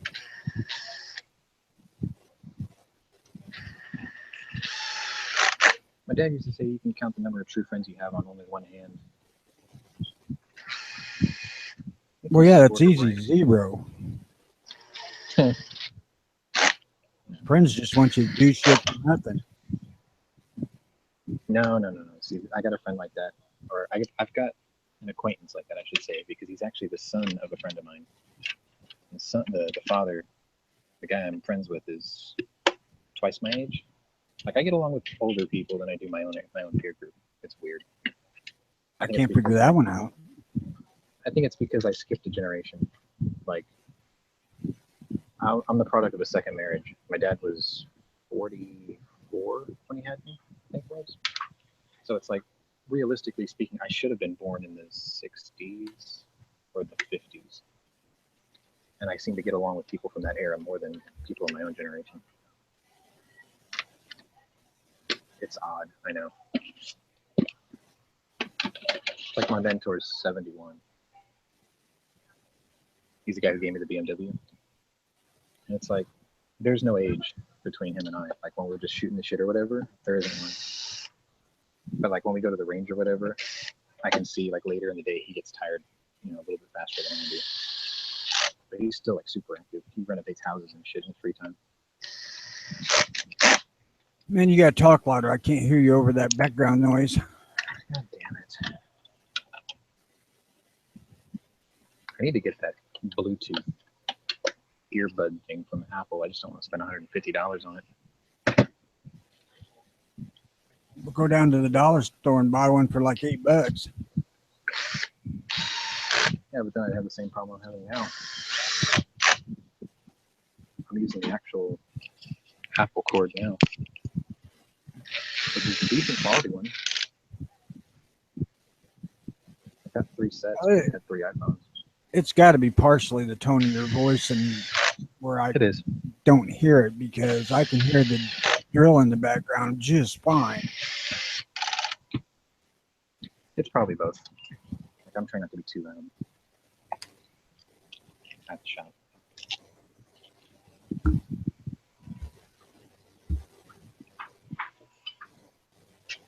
This one's done. I'm not rushing through these anymore. It's like, fuck it. They'll get done when they get done. Then I spend the rest of the week just QCing shit. I think one of the things that burned me on friendships a lot was the fact that I'd live in an area long enough to make friends and then all of a sudden just abruptly fucking leave.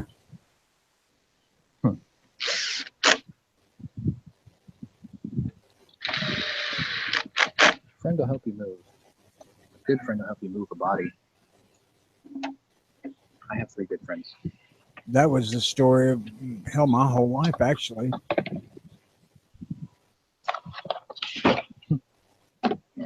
I think I have 3 good friends. Maybe 4. I have a few.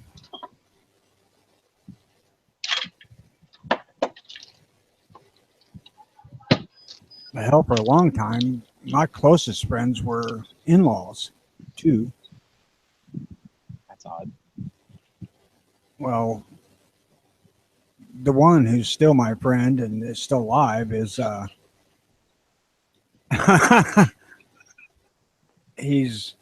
we were related by being married to sisters. Best friend will rent the wood chipper. He'll also hose it down with kerosene, get all the blood out of it, and pulp. Yeah, so we were joking this weekend, but I think if I won Powerball, I'm going to start a company with Angry. We're going to be like the next Clark County custom cartridge company, because it's like between my screwball idea of the 17 GC or the 187 GC and his idea of the shake and bake, we started like bouncing other ideas of other rounds off of each other.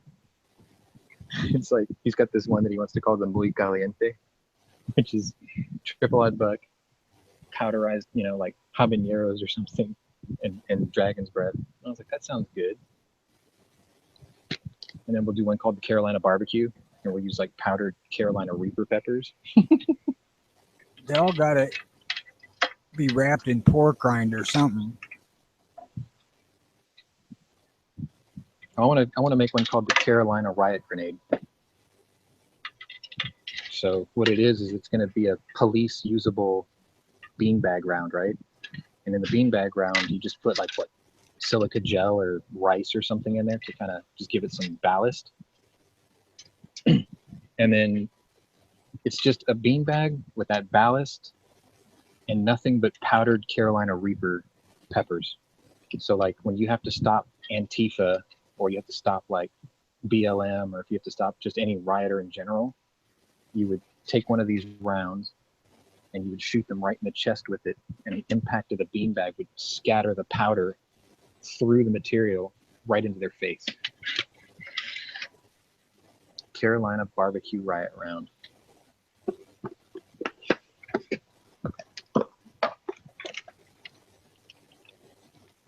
I'm not into less than lethal. If I'm going to shoot somebody, I'm going to put them down. Well, I know, it's just I want to deliver hot pepper powder in ways that I don't have to kill you to do it. You know, that's why I called it the Carolina barbecue riot round. But if I wanted to really make you hurt, then it would be the ghost chili pepper one with dragon's breath and triple hot bucks. Oh yeah, I don't know what I would call it though. Deliverance. That might not be bad. The Exorcist round. There we go. I was just this morning thinking about the possibility of building a new 44 round by adding 3/16 of an inch to the length of the case and trying to turn it up to like 2,500 feet per second. You're talking about like a 44 Magnum, where you make the case a little bit longer. 44 Super Magnum. I think there is such a thing. Probably. I think it is literally called 44 Super Magnum. It's a Wildcat round. But... So essentially, you went like a 454 Casull version of a 429 bullet. Yep. Without going to 444 Marlin, which is substantially longer. Right. Something that still fit in an average size large frame revolver. What would you call it? The 444 Magnum? Or I think there is a 44 Super Magnum. Let me take a look. Turn that off for a second.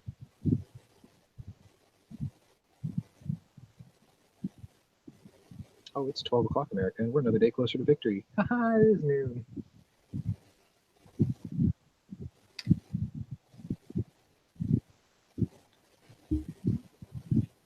Or defeat, depending on which side of the aisle you're on.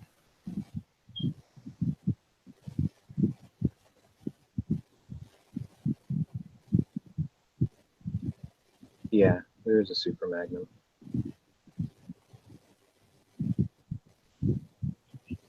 Let's take a look.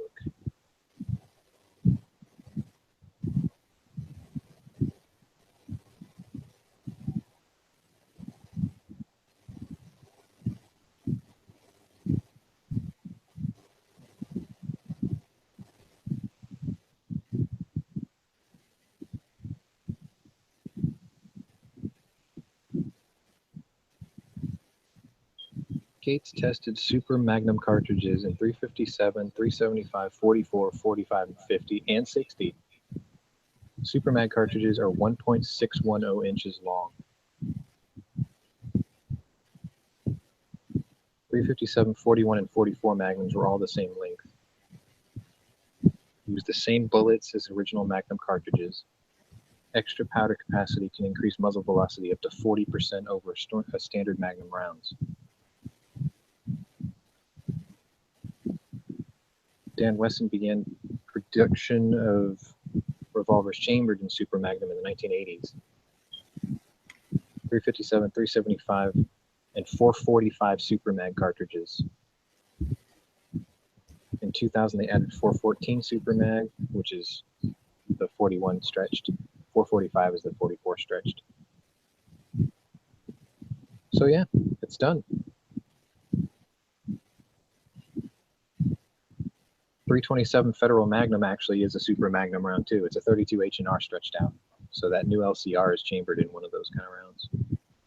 460 S&W Magnum's technically, yeah, 454 Casull Magnum essentially. So that's the same thing too. And then 357 Remington Maximum, which is basically a 357 Super Mag. So yeah, they're already out there. Some of them are in common chamberings or loadings, I guess, theoretically. And what was the case length? 1.610. I'm just freaking curious. Grab one of your 44s and measure the case. I think you'll find that it is slightly longer.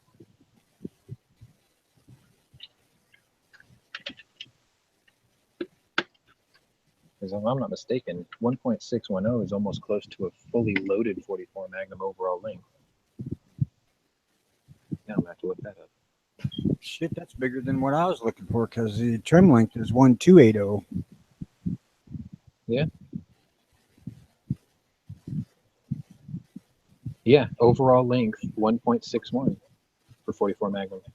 So yeah, the case is that long. Could you imagine? Take one of those and then load it with only like 110 grain button nose bullet. And then, you know, with that 40% extra powder charge, and just watch that fucker fly. Like, it would fucking create a wormhole.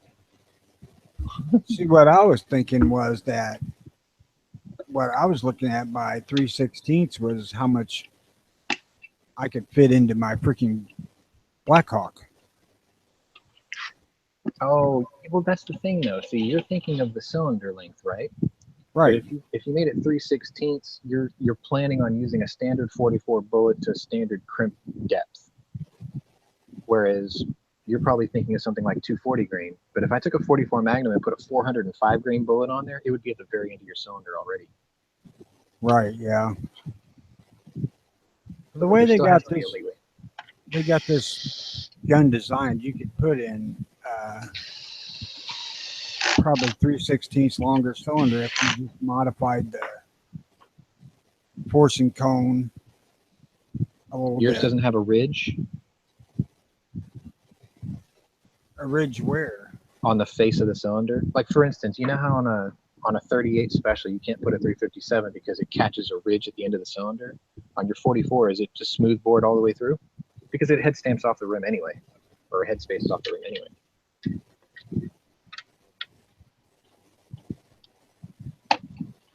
Like, you should be able to feel a ridge in there if you stick the pinky in there. But you might be right. There might not be one for that. And then you have to think about how much extra pressure you're generating and what that cylinder was actually proof tested to. I mean, if it's made out of the exact same material as my 454, then it stands to reason that it can withstand 97,000 PSI like my 454 does. Well, I'm not really concerned with pushing it more than about 65. So you want 454 Casull pressure out of a 44 Super Magnum, essentially. Right. I think it could be done. A Carpenter steel cylinder is stout.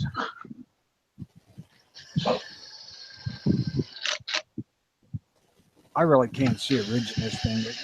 Depending on how you hold it, it kind of looks like it, but it might be smooth. Could be just a trick of light.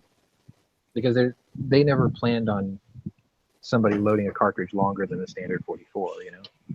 Like a 44 special revolver, that cylinder has a ridge for sure. Like a Charter Bulldog, you can actually see it visually, but you can stick your finger in there and feel it too.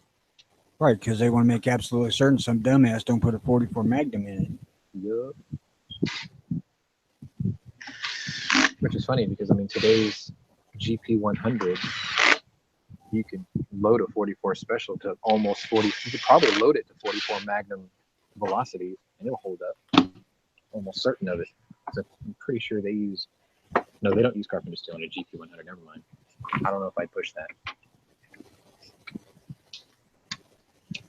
I finally found a load data for a hot lead load.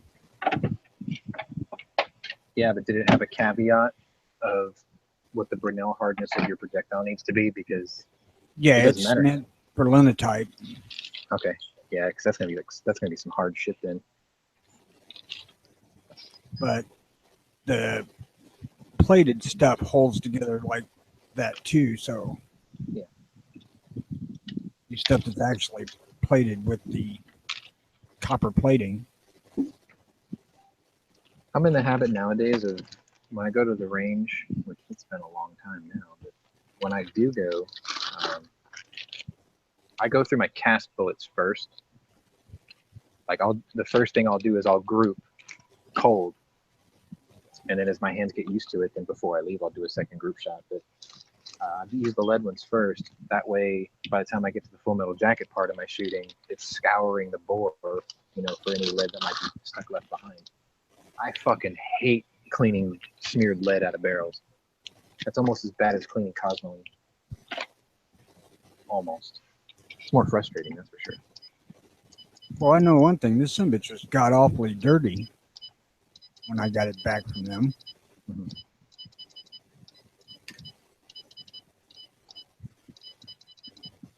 Granted, I shot it a few times before I sent it in and didn't clean it because I broke it.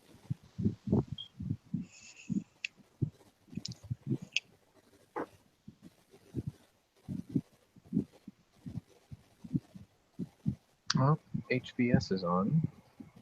Howdy, hi, HBS. Yep. If you're listening. Let's see, he's got a stream for the Ninth Circus.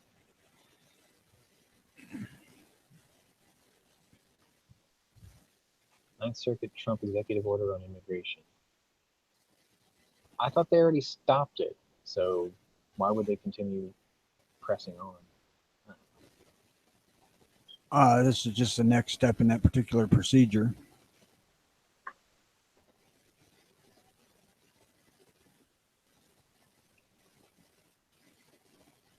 The Great War uploaded Exploring Fort Douaumont with the Verdun developers. Oh, cool. There's a Great War special coming in tonight when I get home. Douaumont. Ho, ho, ho.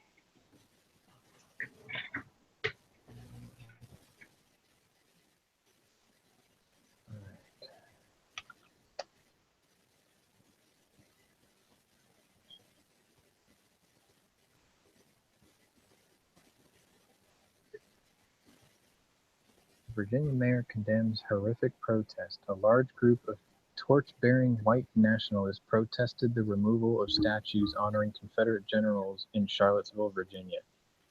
This is getting fucking ridiculous. Because I think it was Biker Bob, he brought up a great point. If you don't want them to remove Confederate memorials and erase history, then what you should do is you should look these people straight in the face that are removing them and say, if the Civil War never happened, then it stands to reason that slavery didn't either. And watch how fast they lose their shit when you say that. You can't have it both ways. If you're going to remove all traces of the Civil War, then obviously slavery never happened either. You have to use their own logic and throw it right back in their face. And when they tell you how ridiculous you are for saying that, they're not proceeding from a point of logic. They're proceeding from emotion. Well, fuck their emotions, because if you're going to trigger their emotions when you say slavery didn't exist, guaranteed. And you can say, I'm just using your stupid liberal logic. If you want to erase the war itself, then you also have to erase what caused that war, or one of the factors that caused that war. You can't have it one way or the other. You have to take it all. Take it all. They want to harp on this whole slavery fucking issue, but the fact is that the war wasn't about slavery. Lincoln said specifically, if he could stop the war without ending slavery, he would gladly do so.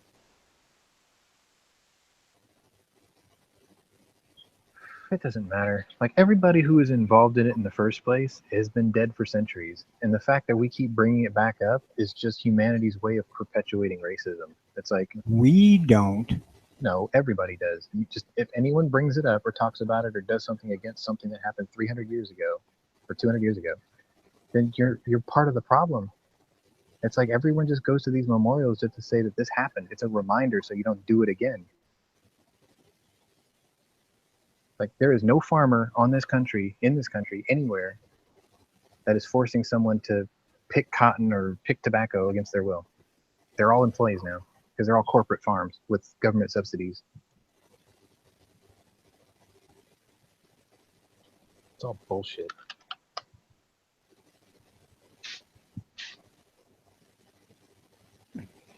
Well, there's a fair amount of crossing the southern border for what amounts to indentured servitude.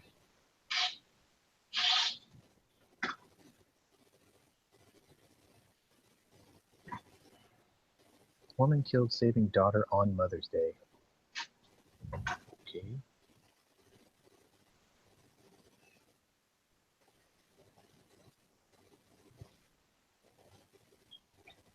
You know, now that we're in power, meaning Republicans, we should make it illegal to be a liberal and put a bounty on them.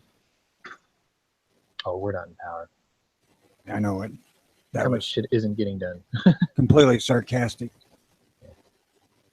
Nothing is getting done.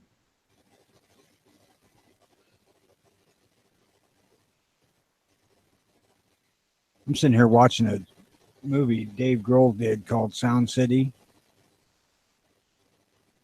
Yeah. You get a chance, watch it. It's extremely interesting, seeing how you're interested in musical instruments and whatnot. Oh, did Serena Williams officially retire? Oh no, There's a story out saying how much will tennis miss Serena Williams. I know she's pregnant, so maybe that's all it is.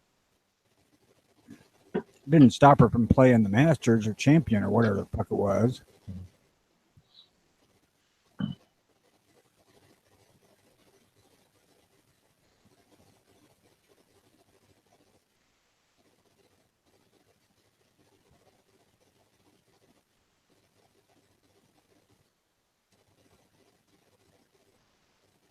Not to take anything away from the woman, I absolutely would not challenge her to a game of tennis. Not even I back wouldn't when challenge I her was to 20. an arm wrestling contest. No shit. She'd rip my arm off. I like a fighty girl though, so I would at least say I did it and I lost to the best. I'm okay with that. I listen to this guy who does gaming reviews. His YouTube channel is called Splattercat Gaming. And he was talking about fighty girls too. He was like, I don't know, man, I can't explain it. He was like, part of my lizard brain loves a fighty girl. He was like, I have to think that if she bore good children, she would do whatever it takes to keep them safe, including ripping the larynx out of her attacker. And I'm like, yes, I'm with you. I get that. All you need in that respect is a mother. And Right. I mean a real mother. But a fighty one, you know? It's like, not only will she kick your ass, but she will murder an attacker. It's cool. Okay with that. I am not ashamed to like fighty girls. Gina Carano, holler at your boy.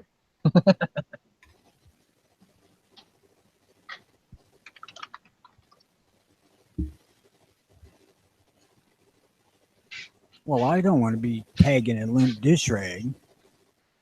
Well, actually, she lives up near Nathan, I think. A fighty mother bears Viking children.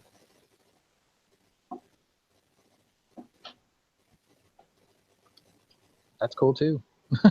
Fine with that.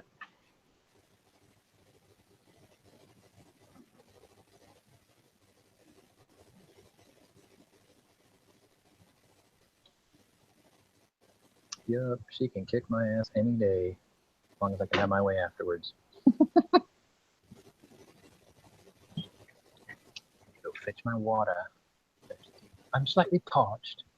The fighty mother bears Viking children. So I'm so cool with that.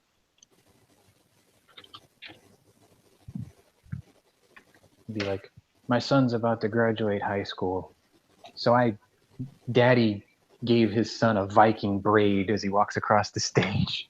I want him to look in full Viking garb. I would so do that. Motherfucker, someone left my refrigerator door open. All my water's warm. Shitty. Fuck. It's just fucking water. No, but it's the fact that everything in the refrigerator is warm, so... Man. You need to put a spring on the door. Just put a padlock on it.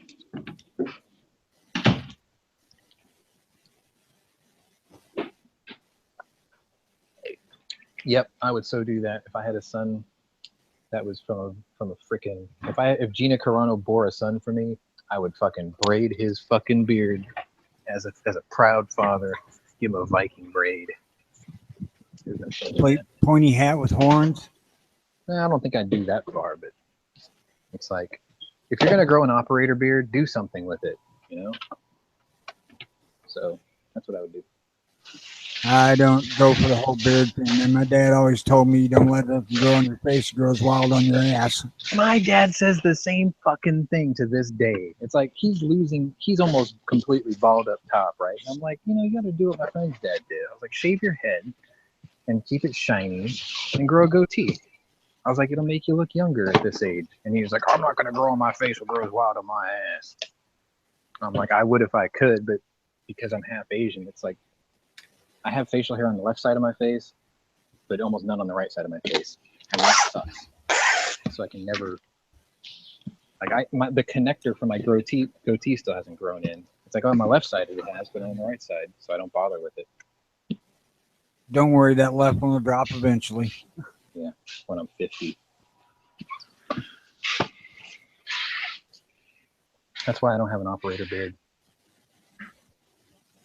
That, and it's kind of strange. It's like the hairs on my chin, over half of them come out red. It's in my dad's side of the family. Half the chin hairs come out red, which is kind of cool. I mistook them for premature grays until I let them grow out kind of long. And I'm like, oh, they really are red. If I grew a goatee now, it would be almost 70% pure white. Oh, did you hear about Curly Bill? Curly Bill died yesterday. Oh, yeah. Powers Booth. Yeah. 68. I know him for other roles. I'd almost forgot he did that one. Oh, yeah. That was one of his most vocal roles. But yeah. I can't believe. How do you die of natural causes at 68? You party like a motherfucker from the time you're 15 until you're 68. I guess, but natural causes? Well, naturally, you're going to die if you do that. Right.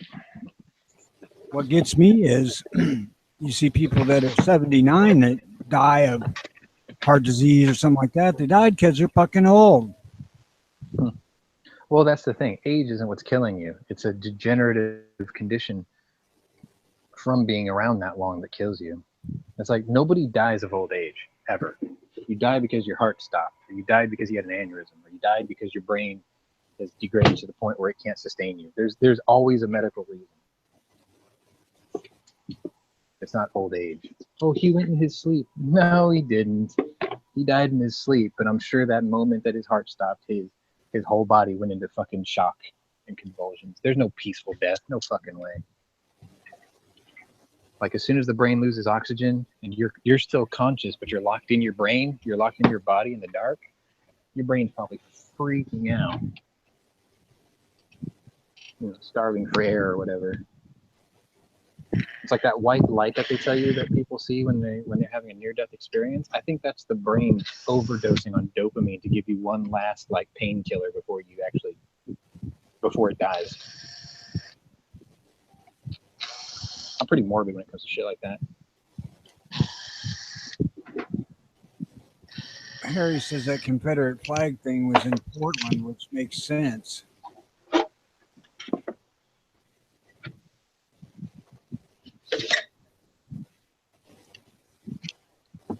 Well, there was one in Virginia. Like there was a whole mob of people with fucking torches standing in front of this like Robert E. Lee statue, I think it was. Did they hurt anybody or did damage any property? They wouldn't let the construction company near it. And nobody was going to dare try to get in the way of a mob with torches. Immolation is probably not a good way to go. I just don't understand it, man. We always fight about the rights of the First Amendment and everything, right? well, we fight for the rights of the Second, but there are people out there who fight for the constant rights of the First Amendment, and it's disenfranchisement by the other people or by the media or whatever. And here they are turning around, taking down expressions of history. Well, see, you've got your sentence structure just a little bit wrong. They're not fighting for the First Amendment. They're fighting for their First Amendment. Selective First Amendment rights.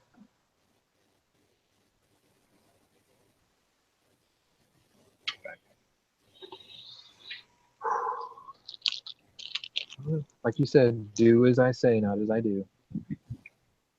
I see this devolving to armed conflict.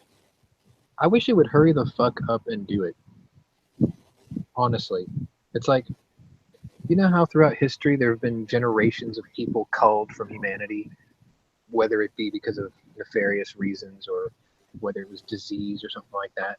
It's like this whole social justice nonsense about erasing our history, this F7 mental disorder known as liberalism. F7 is, by the way, the classification for mental retardation. Little psychology there for you. Anyway, I almost hope they actually do something crazy and fire a shot and watch how fast and swift the reaction is. Let me tell you something, motherfucker. That F7 probably just cost me something more important. What? Probably some more important piece of fucking information just went down the tube because I got that F7 stuck in there. I gotcha. You lost a pin number or a bra size from the pin up in 1989.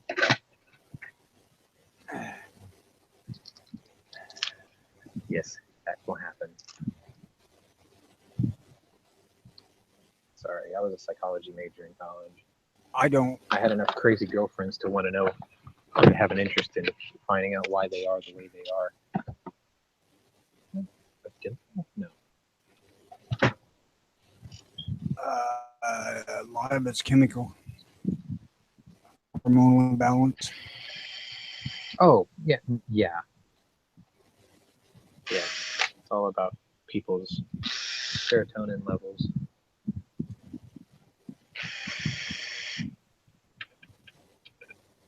But anyway. I don't really hope it starts in a hurry. I want shots fired. I really do. I happen. want shots fired and martial law declared. And I hope it starts in California, honestly.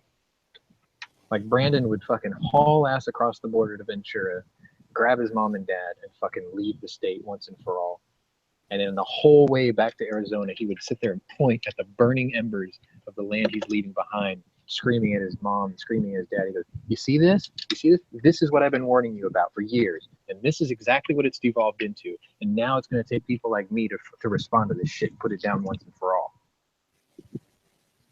I don't think California is going to be the starting point. I don't think there's enough. It ought to be.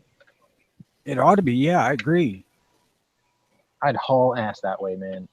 Like Angry would be there, G would be there, fucking Bob would be there with a case of Molson Ice.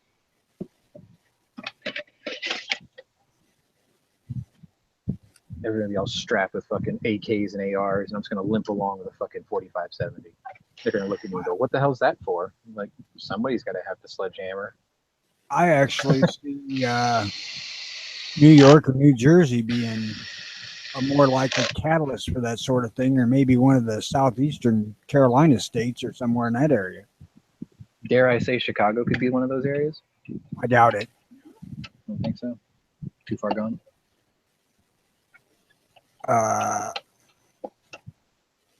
Chicago is not really a face-off ground. I mean, Chicago is just freaking gang violence. Angry, we're not getting Knives Out. He's gonna be like Booker. He'll just appear and just be like, "Don't worry, guys. You know me. I run alone." Portillo would make it out on his own.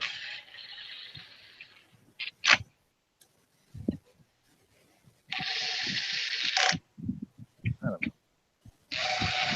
I think a lot of societals in California would resolve itself if you just see like they said they were going to. Just Trump would just be like, "You want to leave the union? Go right ahead. You're more than welcome to. You're free to go." And then as he walks away from the camera, he turns around and he holds up his hand, how he does this. And he turns around and he goes, "But make no mistake, the day after you succeed or secede is the day I declare war on the state of California. And it'd be the shortest war in history. It would end in hours."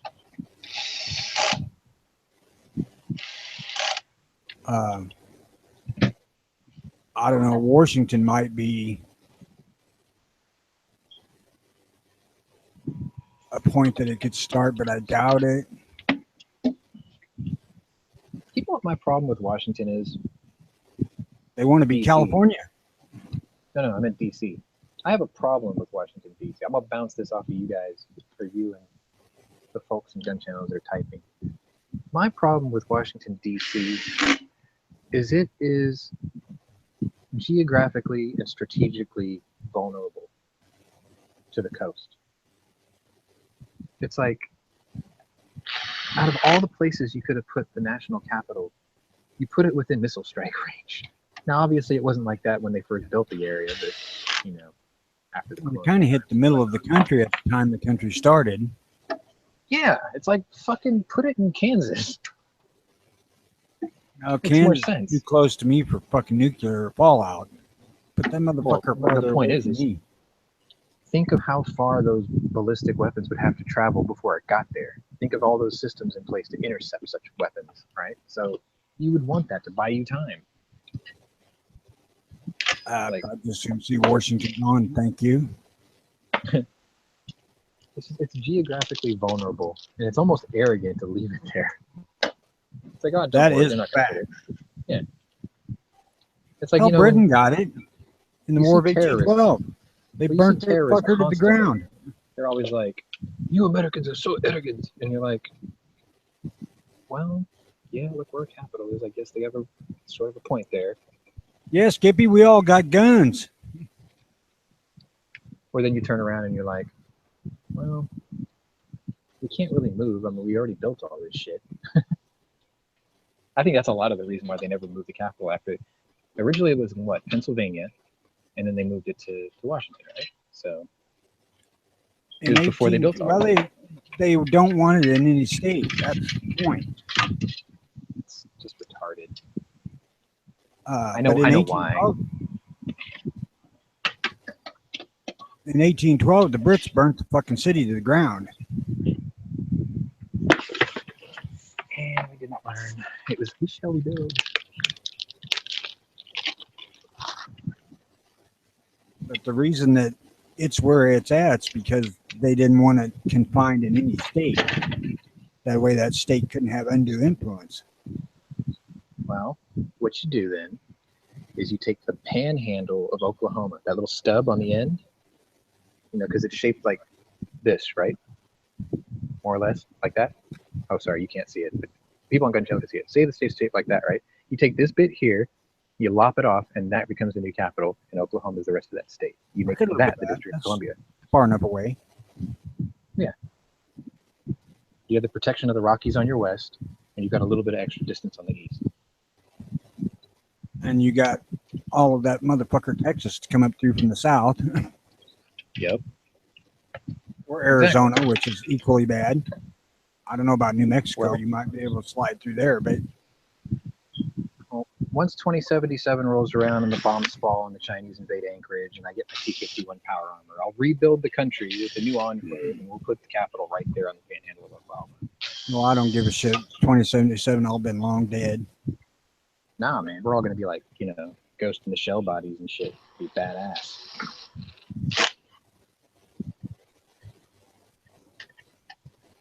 As long as I get a mechanical dick that works as good as mine does now, I'll be happy. Oh yeah, automail will be a thing. You'll be the recruiter. You'll be like, yep, the mobile infantry made me the man I am today. You're gonna have that robotic arm and robotic leg. All that good shit. Remember, guys, service ensures citizenship.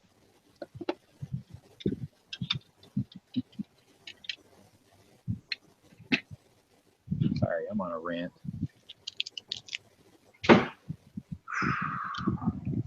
Yeah, it might be time to check your meds. Not for another hour and a half. Well, when they do my robotic arm, be sure that all the 4 fingers on the one hand are 44 Magnum. Oh, you want your fingers to be gun barrels. Well, hell yeah. You don't want that Iron Man laser in the palm. Huh? Piss no. Yeah, that would suck. You decide to whack off one day and that laser goes off. Besides, power Ooh. sources go fucking dead eventually. Arc reactor in the chest. Come on. Already got that. There you go. And it's already quit. What? I'm pretty sure it's not working right now. Battery failed? Evidently I got too close to a magnet or something and shut it off. What? Did you call them already and let them know? I haven't yet, but I need to. You ought to. The reason I know is that my heart rates went back down into the upper 50s. They deliberately raised it to like 70 before, right? Yes. Well, you might want to make a phone call. Don't worry, I can wait.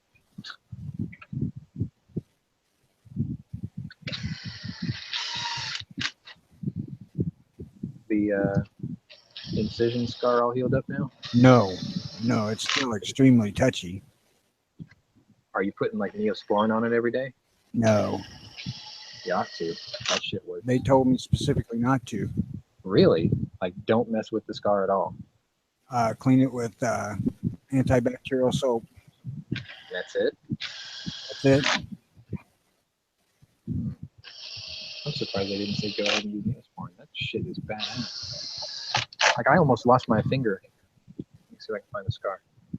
You're probably not going to be able to, you're not going to see it, but there's a scar right there. It goes from here down to about there. And it was all the way to the bone. You can see it lacerated that way. I almost cut my finger off in a piece of machinery when I was fixing arcade machines back in the day. And I literally took the flap of what was left of that part of my finger, flipped it back over and held it tight. And I wrapped a belt around my wrist. And then after the bleeding sort of stopped, like I never got stitches. When it sort of stopped, I just covered it in Neosporin and then I wrapped it real tight with a bandage. And then every day I would take it off, clean it with alcohol, put the Neosporin back on, wrap it again. And I did that for like 2 weeks. And all that's left is this tiny little scar. I'm going to No tell nerve you damage something either. from personal experience. If you need stitches, get them. Well, I think I got lucky. Like there's just a little mark. I've got a deeper scar on the top of my hand from my dad scratching my wrist one time by mistake. Like he reached over and his fingernail dug into my wrist. And it left a mark I call the shi. It's a shi mark in Japanese. It looks just like it. And there's a scar there that's bigger than that cut on my finger. And it wasn't even that deep. I think what happened was some of this skin, I should have scratched all the loose skin off, but I didn't. And I left it there and it healed and it reattached itself and it left what looked like a scar behind. Keto! Hey, how's it going? Welcome back from Gunchannels. Yeah. Hey, Tino, welcome back. Well, thank you.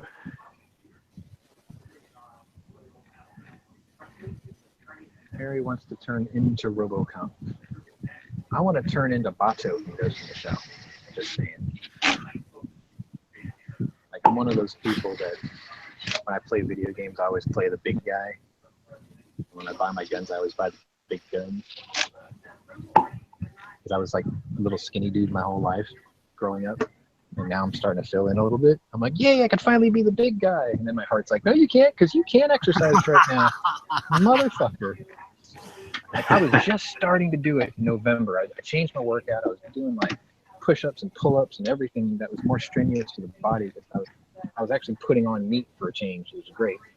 And then my heart was like, nope, I'm going to hit the brakes on that. You're going to stay skinny and cripple your whole life. I'm like, I'm not crippled. I'm like, I'm going to cripple you then. I can sympathize, let me tell you. Well, I'm hoping if I get a stent, the doctor will say, yeah, you can go back to working out now because your blood flow's fine. Most likely they will, but they'll once you do cardiac rehab first, and believe me, I I'll do suggest it. you do it. Yeah, I'll do it. I'll do it for sure. Because I get to hit on my mom's therapist constantly then. I've done it both ways, and while cardiac rehab is boring and it seems stupid as hell, it does work.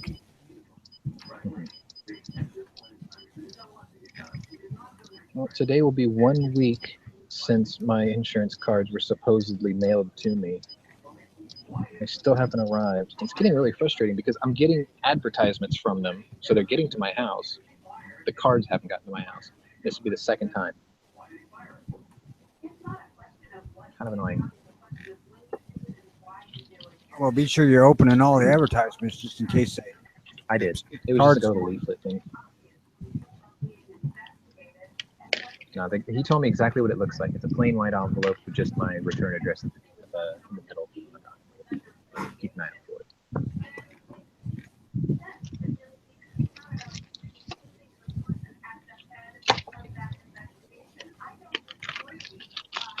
Anyway, Tina, were you here for movie of the day and gun of the day? I was not. So I picked, if you haven't seen it, or if you're looking for a movie to watch that's been around for a while, chose a movie made in, I believe, 1989. It's called The Beast of War. It's a Russian T-55 tank movie. It's made here in the States. It's got George Dzunda from what's the name of that show? Well, he was in Crimson Tide for sure. He was the he was the chief of the boat in Crimson Tide. He was in Law and Order also, and a bunch of other shit.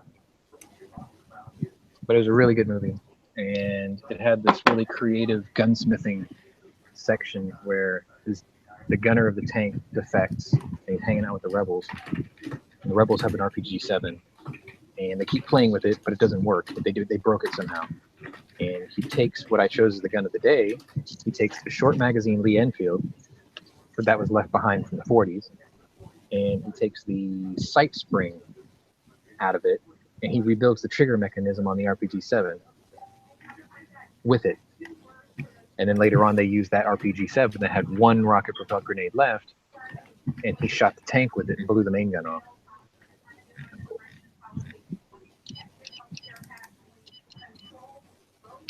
Good movie, decent gun, decent story. And my movie of the day is Sound City. Got nothing fucking to do with guns whatsoever. Like, I'm trying to make a habit of actually making them gun related. So. Because I did Finest Hours, which had no guns in it at all, but it was such a good movie. I was like, no, you guys probably could appreciate it. So. Totally worth it. Has Captain Kirk in it. Had Captain Kirk in it. There's plenty of non-gun related news going on. Yeah. The Ninth Circus is holding a hearing. Did you just say Ninth Circus? Yep. Exactly what they are. Yeah, they're going to try to enforce their will on Trump again.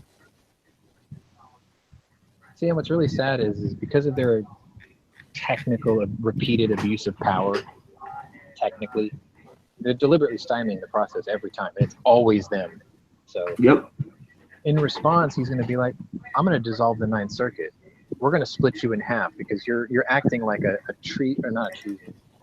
You're acting like a tyrannical version of Ma Bell. You know, you have like a judicial monarchy. The problem that is the fourth is worse. Yeah. It's time to redistrict. I mean, they redistrict for congressional seats all the time, so maybe they need to redistrict for judicial review. But what they need to do is just get rid of those judges and put new judges in is what they need to do. Yeah, but the people vote those judges in, don't they? It's not like no, a they're president. appointed. Is it? Mm-hmm. The appellate court judges are appointed. But the president can't appoint them until the current ones retire, right? Yeah. I don't think he can have them removed. No, they will die in office before they willingly retire. They're going to feel like they're doing the nation a service. Maybe it's time to pull out the Hillary playbook. Yeah. What, accidental suicide them? I was leaving that vague. Former FBI Director James Comey was found of an apparent heart attack on a jogging trail near his house. Rumor has it he hasn't jogged in 10 years. Yeah. The autopsy confirms that the 440 caliber bullet wounds in the back of his head were a pre-existing condition prior to his morning jog. Democrats are calling for the ouster of President Donald Trump, saying that he killed him. He killed him. Dun, dun. Oh. The lunch strike.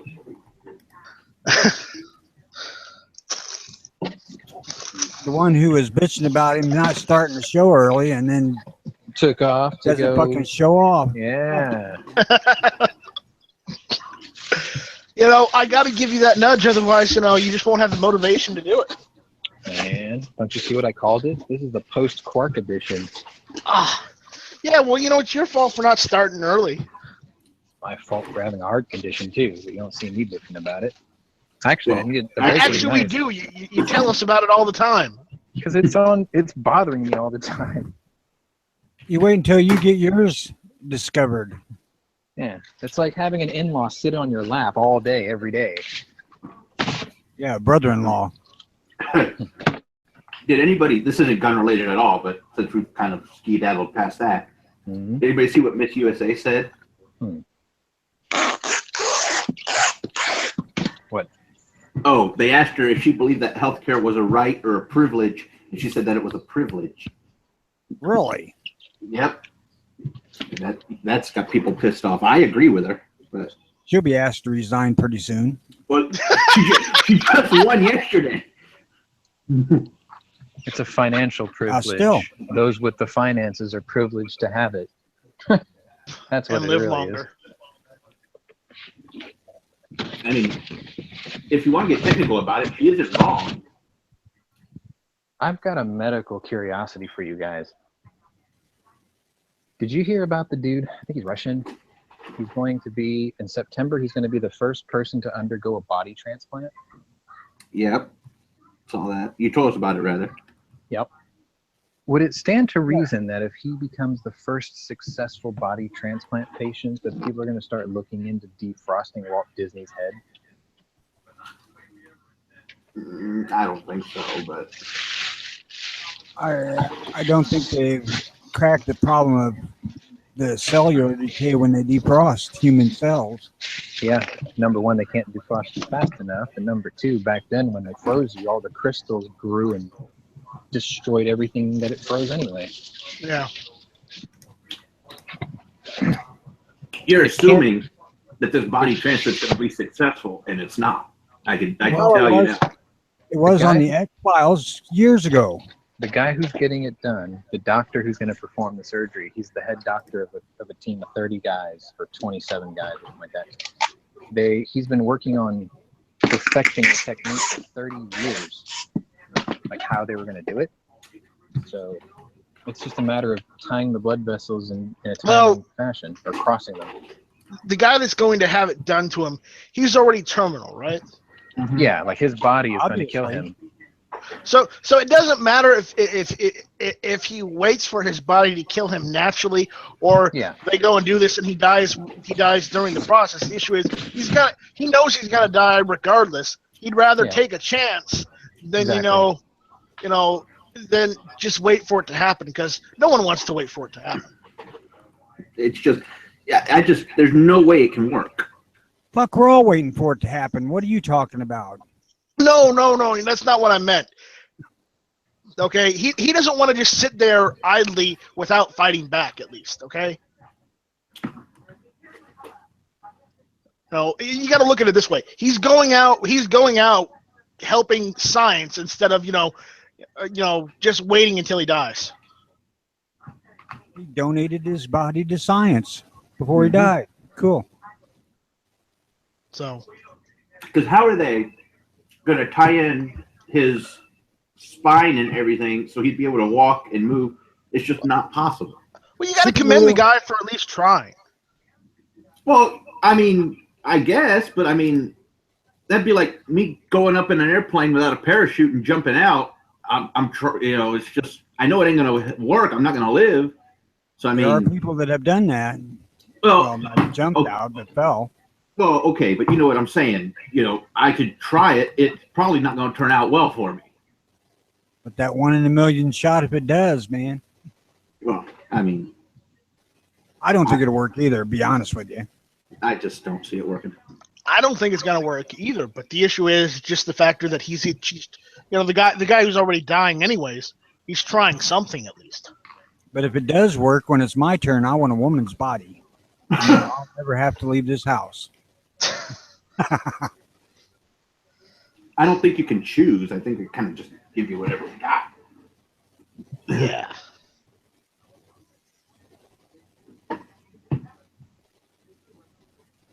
Well, if it works, great. If it doesn't, they should know better. Well, it's just, you got to think about it. Just logically, without any medical knowledge whatsoever, you just have to think. If someone breaks their neck or their spine or whatever, they're paralyzed. There's nothing they can do to fix that.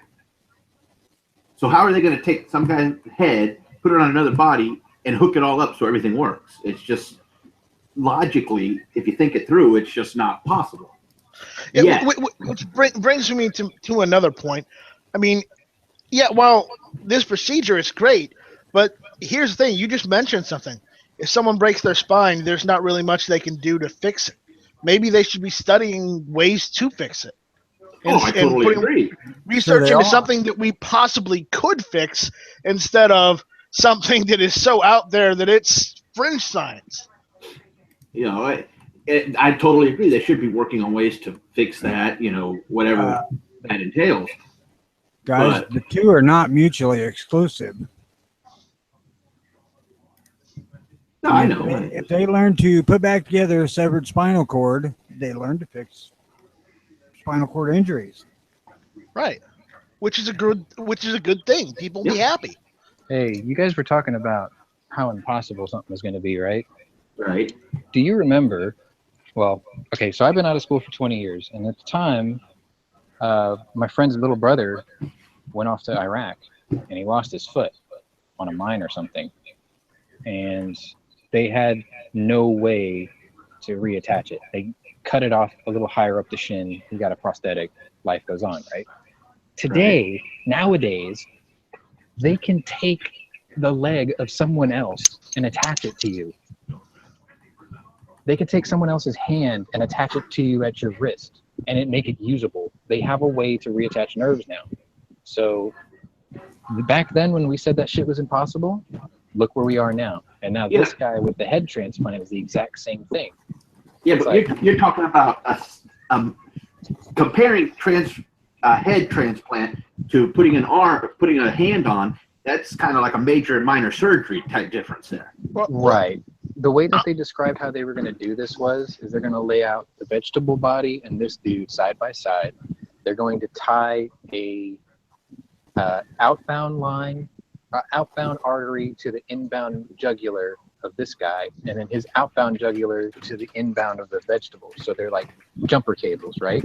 And once they stabilize the blood flow that way, then they start working on separating the musculature and the bones and the nerves, and then transfer it over. But they have to get the blood flow first, obviously. And as soon as they get that stable, that's when they remove the head. Now, Sean, remember you mentioned the whole, they can transplant, hands, arms, and limbs now. The issue is, I've also been looking at the opposite thing.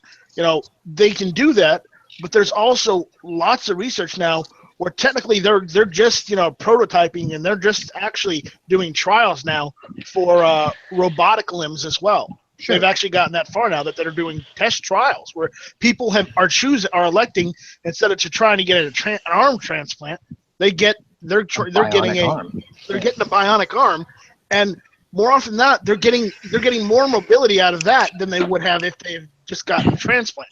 You're right. I mean, it's what they're doing is they're attacking the same outcome from two different ways: organically, mechanically. And I mean, it's literally like Bicentennial Man, right? The mechanical person is going to want to be the biological person. The biological person wants to be more like the mechanical person. So they have to hit it from both ends, and then just see which one's the more efficient way to do it. Right. Well, I'm just mentioning this because I saw the other day. I was watching a documentary on this one guy here in the United States who got his arm completely replaced because it was all broken and he couldn't use it anymore.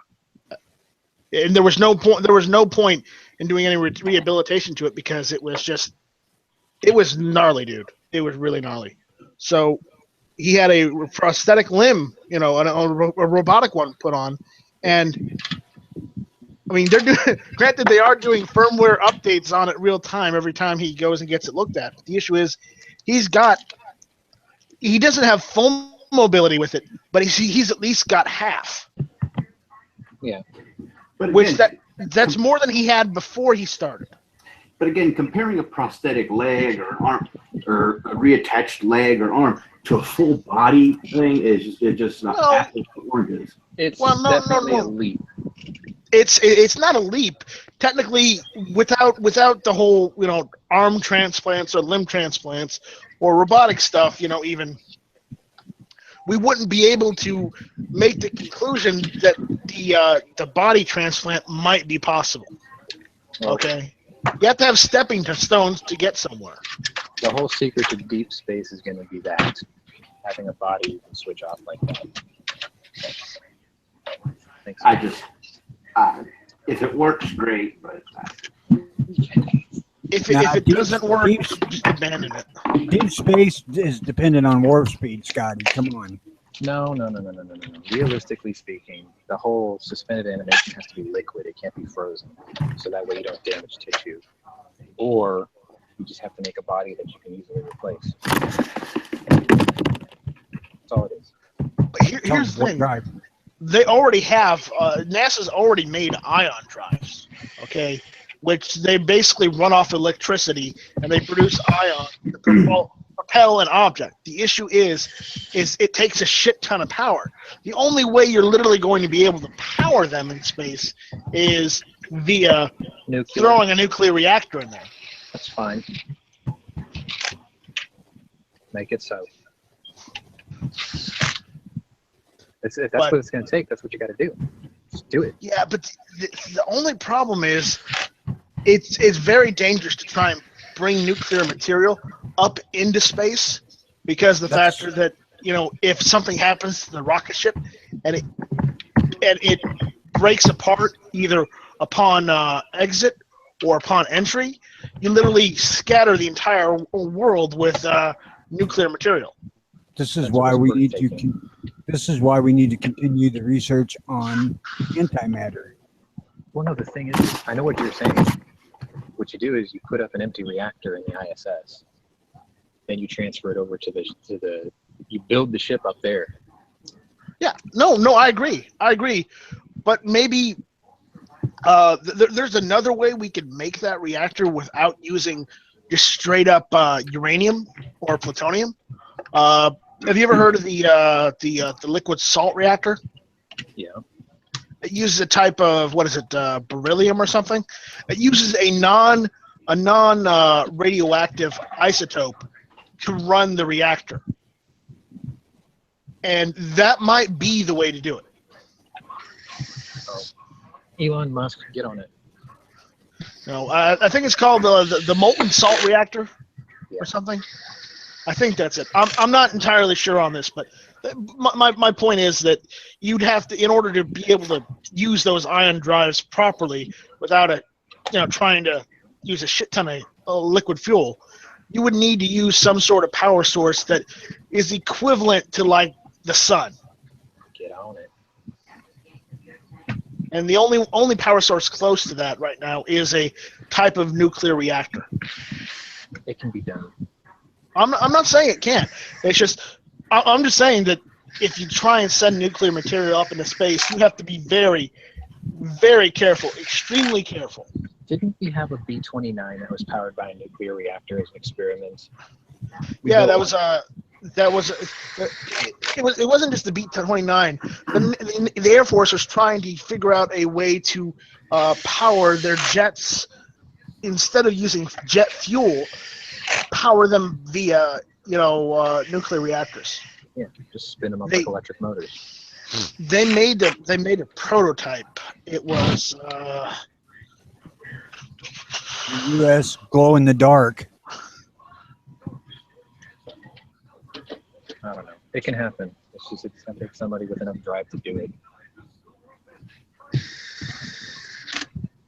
I can't do it because I'm building custom shotgun rounds with Angry. I can't do it because I just can't be bothered to give a fuck. No, the battery powering your defibrillator is actually the key to space travel. You just don't know it. Like, Yeah, it's run on antimatter. You can open a wormhole with hatred.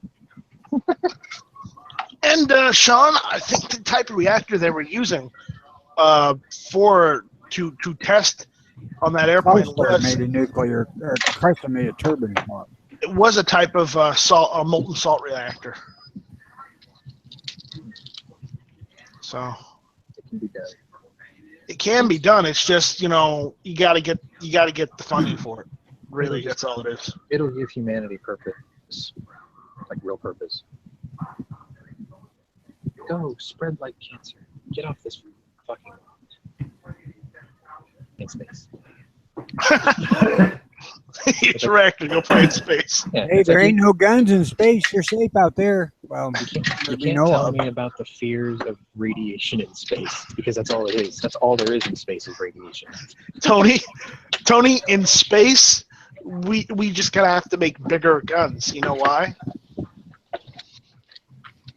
Because then we don't actually have to use lead anymore or gunpowder. We can just build mass drivers. Oh, you're going into fucking lead. Why would we not use lead and gunpowder? Because in space, the only way to destroy your enemy is by chucking an asteroid at their ass. I like the sound of that. You poke a hole in somebody, it's going to fuck up their day in space or here. Don't matter. There's ways to get around that, though. You do realize that's how Islam started, right? No, I'm not even joking. The thing that's in the Kaaba is a piece of a meteor. Yeah. And they put it in this silver vagina-looking thing, and everyone goes and walks around it, and they touch it, or they try to touch it. It's technically how Islam started. Piece of a meteor. And the thing of it is ballistics goes out the fucking window in space because there's no gravity, no drag, no resistance, no bullet drop. So if there's no drag, then why does it take so much energy to move around out there? Because there's nothing to push on. Now, there has to be something. You can't say it's a vacuum. But there has to be something in the, quote, air. There has to be. The idea of nothing makes no sense. I agree with you, but that's not what the science says. No, hold on. Tony, when I was talking about a mass driver is literally just an electromagnetic rail. So it's basically a rail gun that is normally used in theory to propel spaceships into space off of like another planet. All right, this is the guy who wants fucking 45 in outer space, okay? Okay, hold on, let me finish. But you can use the same concept to hurl asteroids with a shit ton of metal on them at other planets or spacecraft, okay? Come on. We're talking about space artillery here. Space artillery, I like the sound of that. But the question becomes, why do you even need weapons in space when there's nobody up there that... There's nobody to fight against. Okay, if we ever do come in contact with aliens, I'm not saying that we will, but the issue is we want to be able to murder their asses faster than they can murder us, okay? That's my point. I'm talking about setting up targets on the moon and shooting them from Mars with a 44 Magnum. I mean, Good luck. that's going to be a couple 100 yards shot. God, imagine the holdover. Shouldn't be any. There's no drop in space. Don't you fucking listen either? No, but they're moving. They're orbiting. You have to hold Well, I over didn't because mean you have to physically compensate for the on the orbit. moon. I didn't mean physically on the moon. I meant in space, approximating that distance. Okay. Okay, you're listening to GoodMorningGunchannels.com, and we're having the afternoon space shooting and artillery chat. Existential channels. I like space artillery. That sounds great. Doesn't it? Gigantic trebuchet on the moon. That'd be a great name for a metal band. Wouldn't it? Space artillery.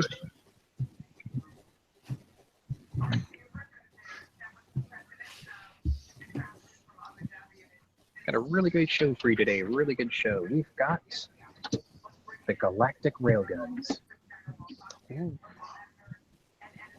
That sounds pretty good.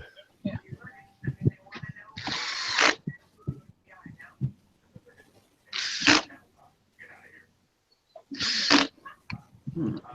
And well, I'm saying railgun. Here's the issue. Pretty soon we're going to be starting. We're going. I think we're already testing them now, but we're going to be outfitting most of our Navy with railguns in the not too distant future. Didn't they put one on a Zumwalt class destroyer? They're scheduled to put it on one of the Zumwalt classes. Yes. Oh, they only built what, 4? Or they wanted to build 4, but they only made 2 or something like that. No, they've made 3. 3. There's 4 on the docket though, right? I think they might actually be making 4. Now, let me look it up. Angry says that M4A1 pulse rifle would come in handy, but from what I've seen on every space movie out there, is people can't take a ray gun and hit shit with it. Yeah, gonna need a Marita battle rifle chambered in 7.62 NATO.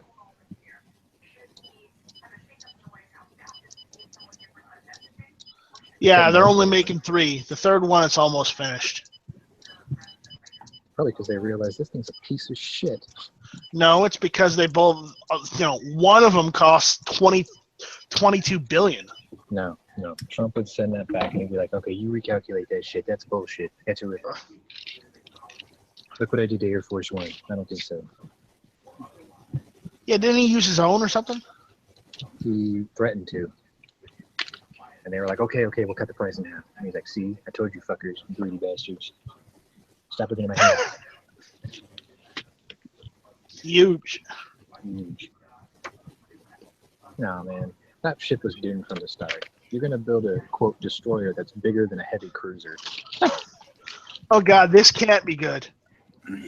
The last Zumwalt class, the Lyndon B. Johnson, is being considered for the installation of a railgun in place of the 155 millimeter naval guns after the ship is built. Well, yeah, because the original Zumwalt had only 4 of those, I think, in retractable mounts. Yeah, those naval guns. Yeah. The shit, they put a railgun on there. If it does well in trials, the issue is the Navy's going to want to put them on every destroyer they have. How loud are railguns? Go look at the video of them shooting a railgun. They've got the videos. Oh yeah, you can. I would say they're probably about the same. They're just as loud as regular conventional guns. Time for launch channels. Yeah. Pew pew. Hell yeah. All right, there we go. Oh, yeah. Cat Daddy's gonna sue us. Nah. Royalty free because we advertise.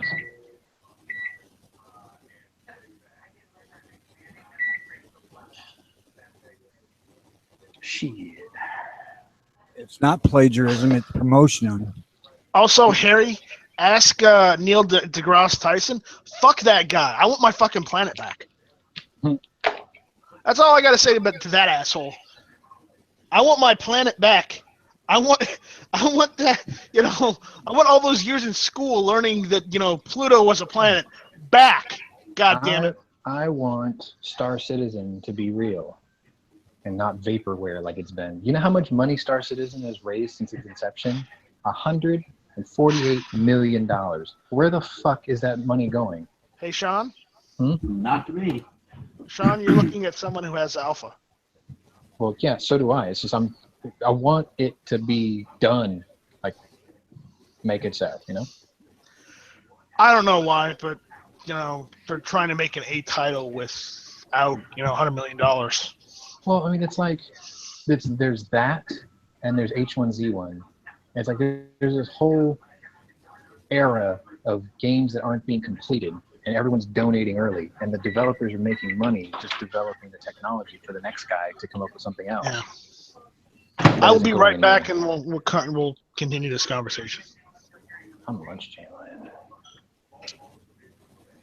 Ba-da-ba-ba-ba. I'm lunch channeling. Not with no Mickey D's. Fuck that. I saw this commercial where they got these new burgers out that look actually really good, but I can't have any. Okay.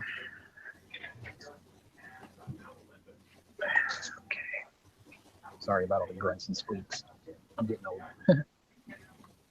Bullets will fire in space. All you need in space is a good C-96. I think they will, because all the detonation happens within the casing.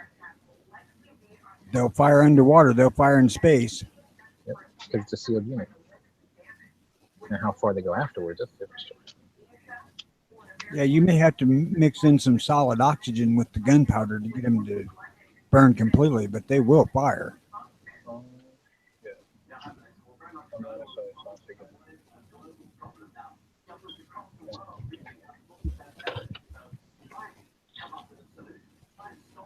Someone called Funky New NATO.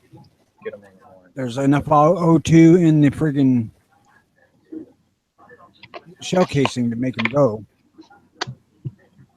I would imagine the chemical reaction of the primer compound is enough. I can't eat this with pure fat. This is all fat. I'm pretty sure that's fat. I'm going to have to try a piece of it to make sure.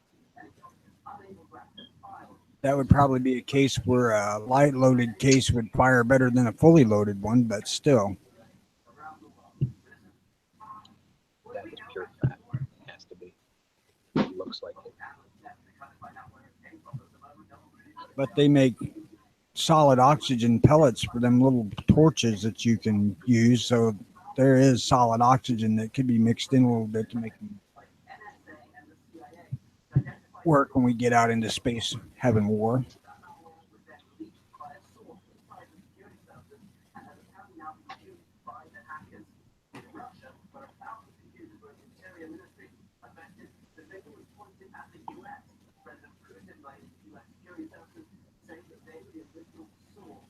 Tony, you're going to have to figure out how to check into askgunquestions.com to bring back the lie to me section. I can't even freaking get some bitch to open anymore. It says I don't have permission to access on this server.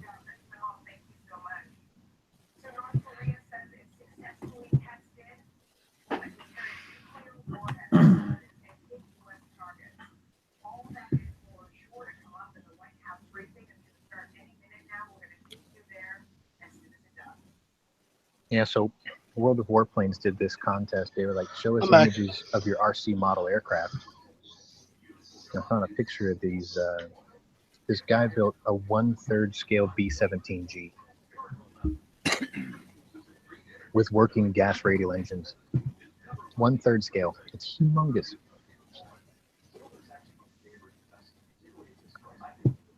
I want it.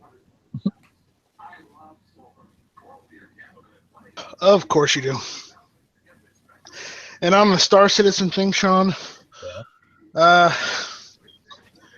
don't know. I'm hoping it comes out, but the issue is I'm just glad that the copy I got was a copy that was gifted to me, and I didn't pay for it myself. Yep. I got it as a gift/present, so I didn't have to pay for it. Good deal.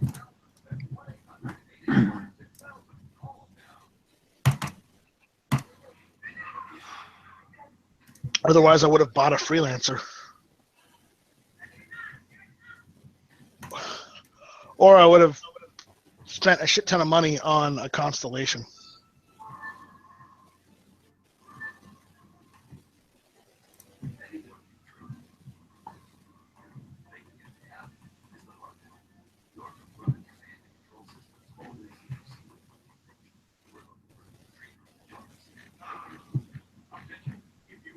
Well, I'm like 75% done with my week already.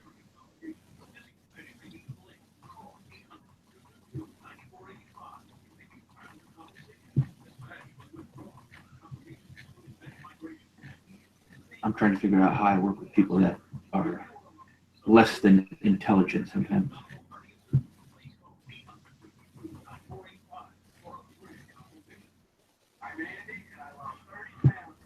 Tino, what you need to do is you need to get the color flowcharts out, and you need to do them in crayon so that they understand.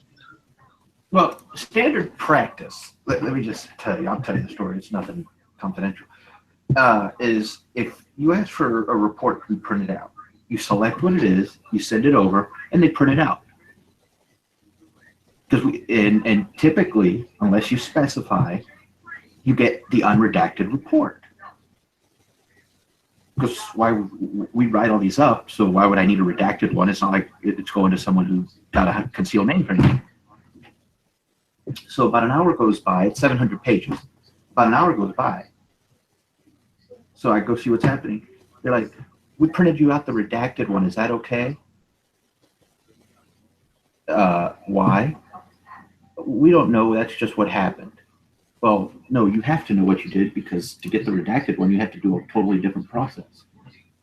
So there's 700 pages of a redacted report that I can't use. It's just like, you just gotta wonder sometimes.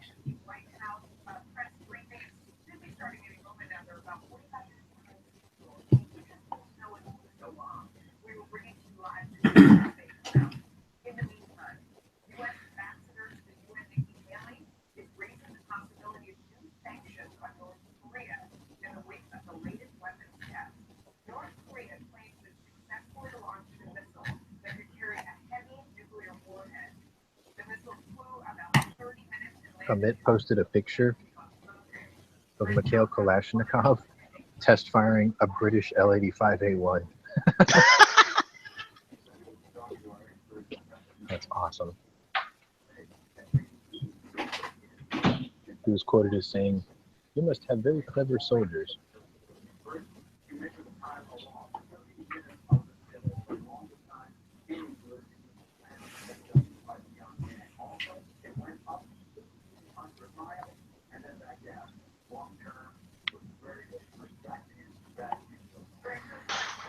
Anyways, so yeah.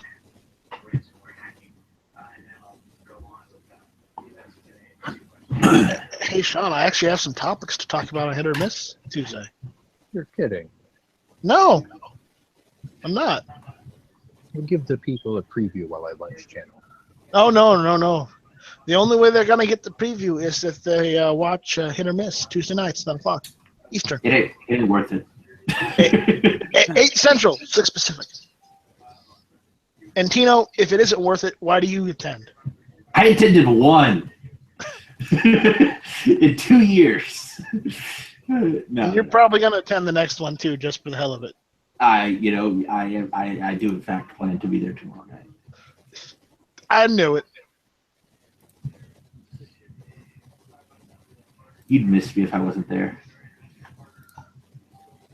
Miss is a strong word.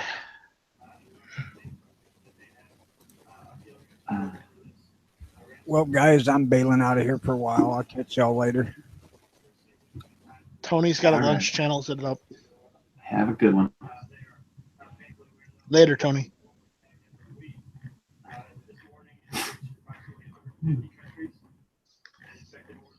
And they're not any spectacular topics. They're just two topics I saw on the news that I figured, we might as well talk about. Now I want to know what they are.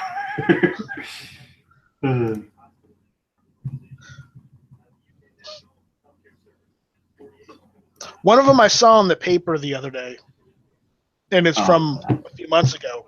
Not the paper, but the article was from a few months ago. But the issue is they just got around to printing it in the paper in my area. So I don't know what's up with that, but it's pretty interesting. The other one, it's just stuff that I'd like to discuss. So, and Smeggy may or may not have a topic he wants to talk about. Yeah, should be a good chat tomorrow.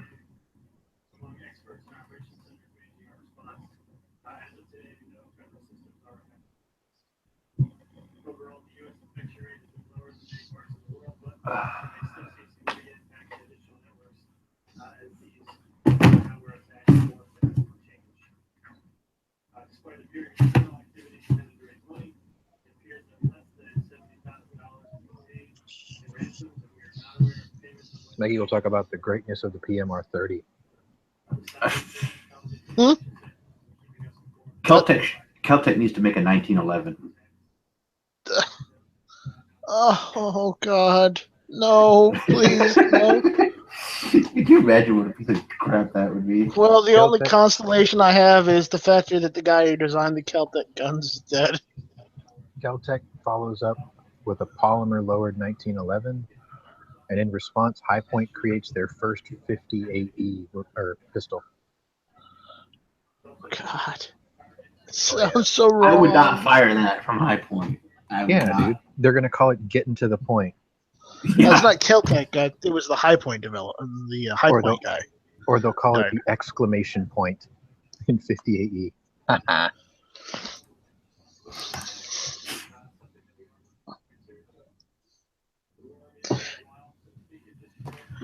No, I think High Point will call it the buy once, cry once, because once you shoot it, you're gone. If they made a 50 AE, I'd buy it. I really would. I wouldn't.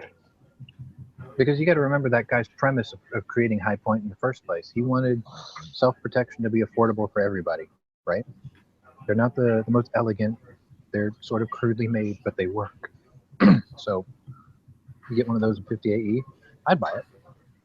Why not?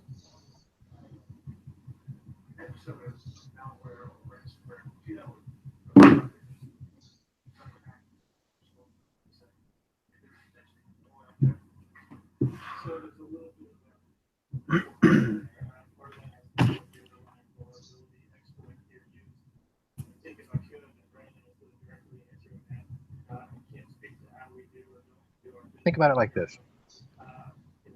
If they did it as a proof of concept and it forced IWI to lower the price of the Desert Eagle, now that you know that the company can make it way cheaper to fire that same round, that's a win-win for the gun community because now more Deagles would sell. Don't buy the High Point, buy the original.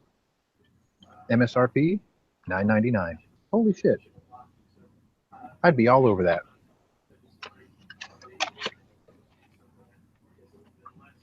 I'd buy an Eagle in every caliber if they did that.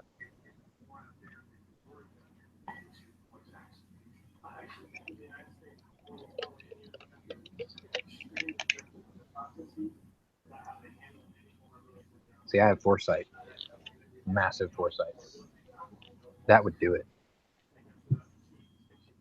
IWI responds by bringing or repopularizing the 44 auto mag with the new Desert Eagle without the rim to make it feed more reliably for their, was it the Model 19 Desert Eagle and 44 Magnum? I believe so. Yeah. And come back with a 44 auto mag version? Hell yeah. All over it.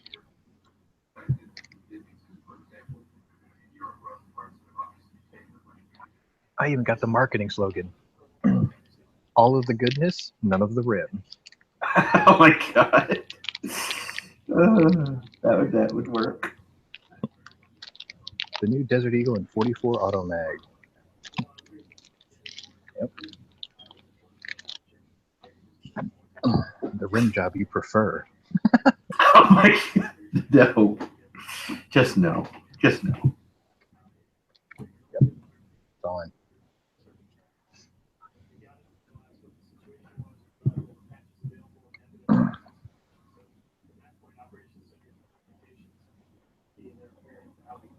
Granola bar now.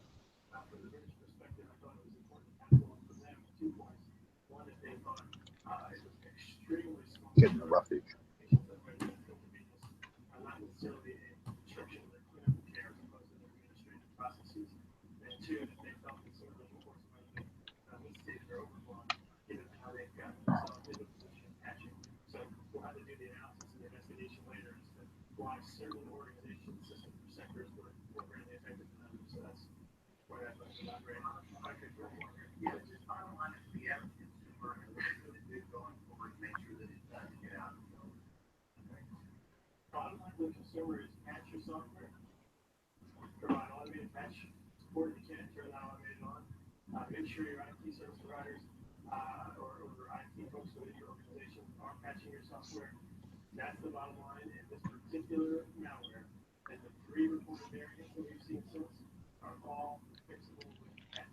Tony left for the grandkids.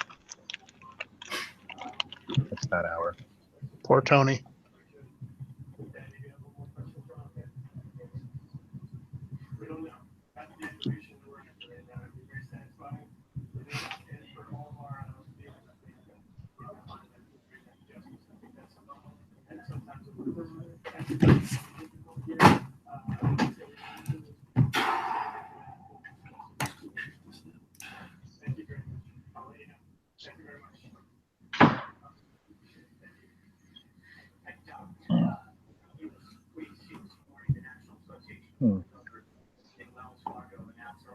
I don't seem to be the only victim of this week's hard drive crashes.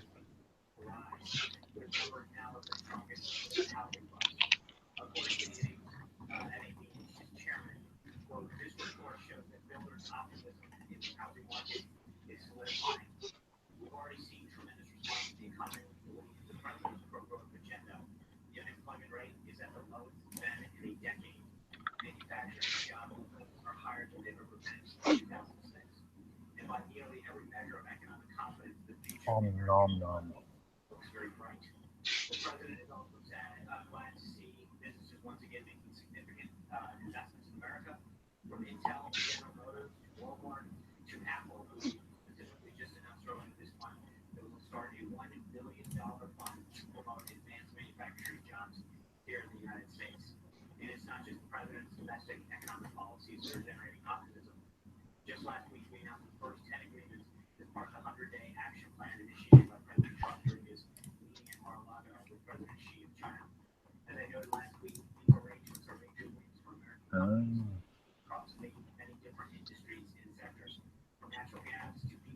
Angry wanted a hint, so there you go. He got a hint. I have no idea. I had to state it like that, otherwise there's a lot of people on gun channels that have their minds in the gutter. I don't know who you're talking about. Yeah, right. My mind was assembled in the gutter.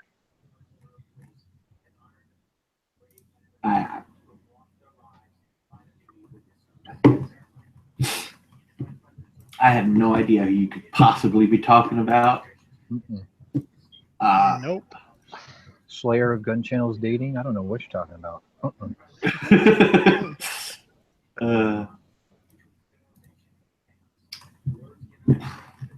Yeah, we all know, Sean, that you chase the women away when they come to gun channels. Yep. I think there's been like 4 women on gun channels since its inception. 2 of them are married. Well, I don't care. I think there's 4 that I could think of off the top of my head. I don't think there's ever been more than that. But there's more. What can you do? They're just not telling.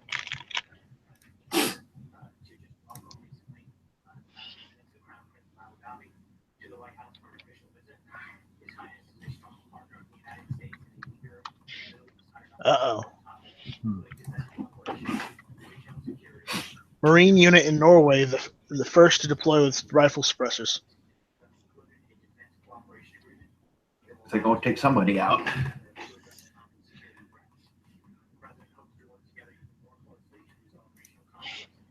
No, that's I don't know why we have people stationed in Norway, but whatever. We have people stationed all over the world for no reason. Yeah. That's just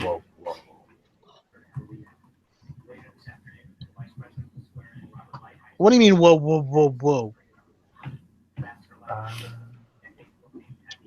I mean, if we have a military base, we got people there. That's just how it works. Yeah. There's a link.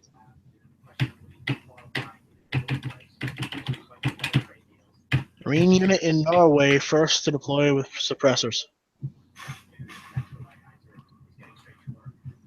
You know that's only going to give the other side more ammunition to, or no, more fuel to throw in the fire. Of why civilians shouldn't need them. Because the military uses them.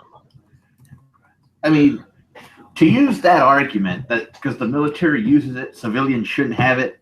I mean, where are we going to draw the line? The military uses computers. Military uses cars. Military uses TVs. Yeah, so I mean, that argument just doesn't hold any water. No, because the military uses it. No, Tino. But here's the thing: it wouldn't, have any bearing to, if it was a sane person having a conversation with another sane person. But you have to realize the people we're going to be arguing with aren't sane. They don't have common sense and think like a normal person, because these are the same people that says that guns can go full automatic by putting one part in, and and they also believe that guns are sentient beings that can shoot without pulling the trigger. Well, I totally agree with you. But this whole argument that there's many arguments you can make of why you shouldn't have a suppressor that they could use. But the one that, the military uses it, so civilians shouldn't have it, that one just doesn't hold anything, because there's hundreds of things the military uses that civilians use every day, and it's easy to discount that argument. Here's another thing. One of the generals in the United States military went on record the other day, usually last week or week before, saying that the American people should have the same rifles and same guns that the military is using. Yeah. So I mean, if they try to use that whole, the military uses it, so civilians shouldn't have it. With me, that's not going to hold up, because I'm just going to destroy you. You know what I tell them? Well, then you better move back to fucking Australia, because that's the only place where that is applicable. Yep. I mean, and last I checked, we were American, not subjects of the crown. Yep.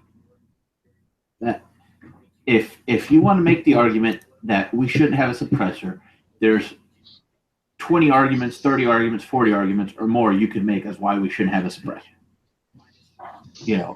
But you can't say, because the military uses it, we shouldn't use it, because, I mean, military uses all types of stuff every day that regular civilians use daily.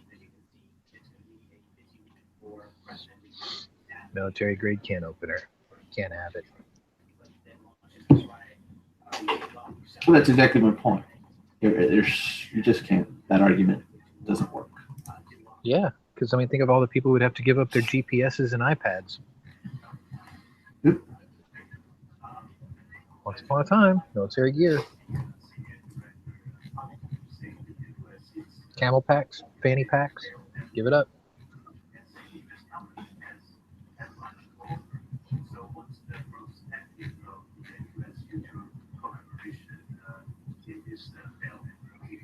I'll even do one night strike friendly. Bayonets, give them up. Never! Freedom! There you go. Don't make me get the bayonet out. I was making odd squeaks and noises because I was reading the details of the hunt for the Bismarck campaign starting in 3 days. You can get the HMS Hood for free if you finish the campaign, so I'm trying to mentally prepare myself to do that. The Bismarck. Oh, wait. The Bismarck and the Tirpitz. I have both. You get a shockwave yet, Sean?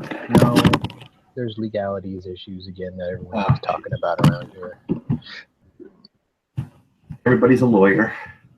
Well, no, I was asking people like at FFLs, where I get two different versions. It's really frustrating.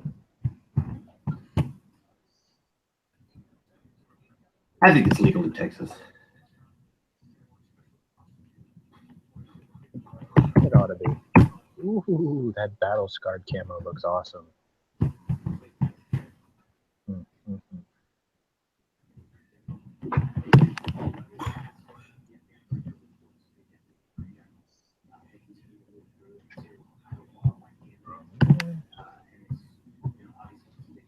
This isn't to win the hood. This is to win a free Bismarck, and I already have one.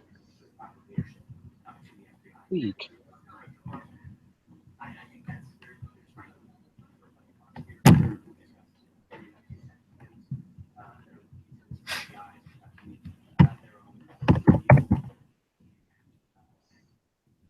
Super weak.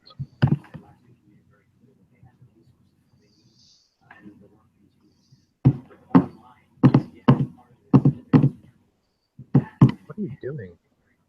I was tapping on my desk. Right back.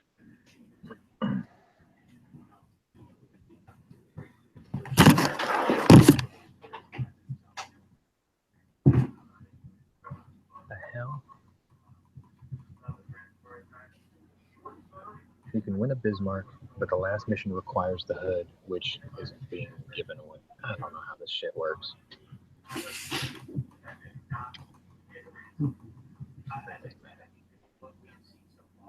It'll come out. I will buy it. Job done.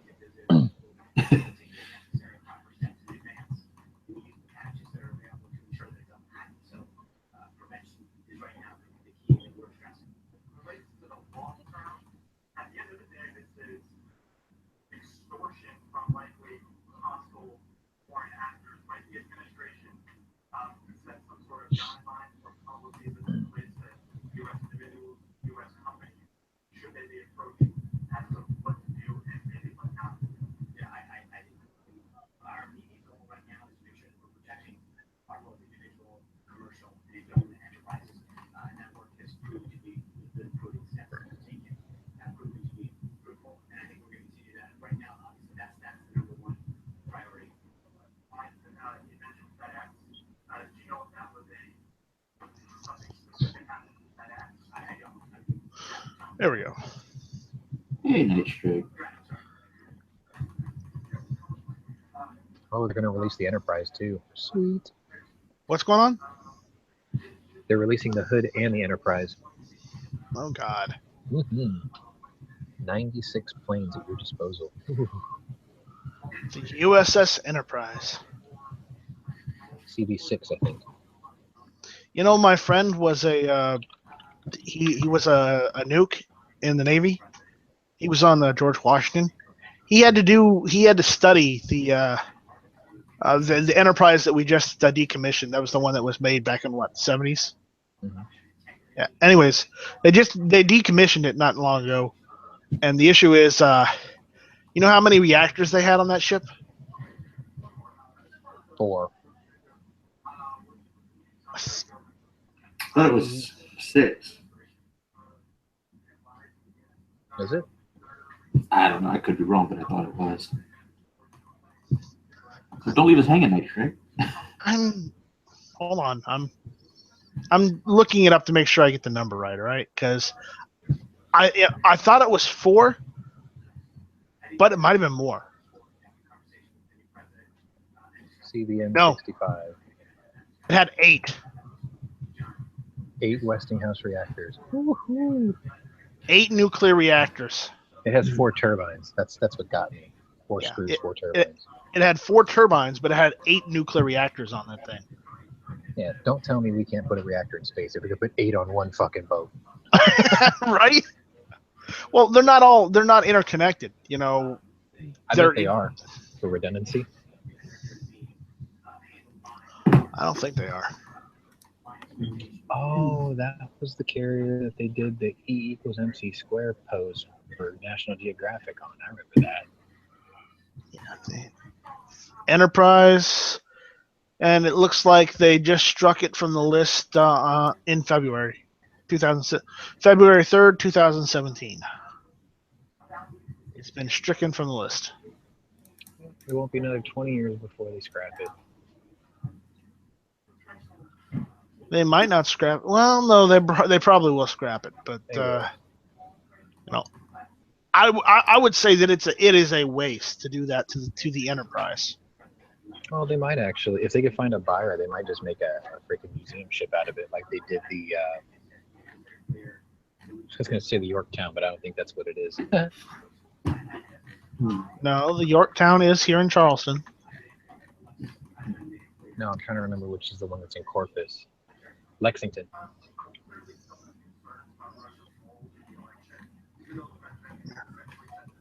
No, the Yorktown is here in Charleston, by the way. The second one. The ghost ship. What? The ghost ship. What do you mean the ghost ship? The Japanese shit themselves when the New Yorktown showed up on scene because they thought they sunk it. We didn't tell them that it sunk. We just brought it out and started kicking ass, and they were like, I thought we destroyed that thing. So they called it the ghost ship. They didn't believe it was real until their pilots kept dying.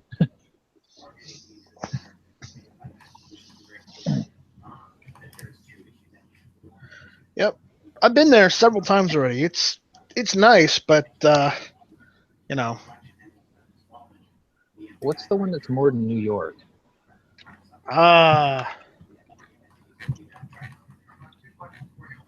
Intrepid. That's what it is. I had to think about it for a minute.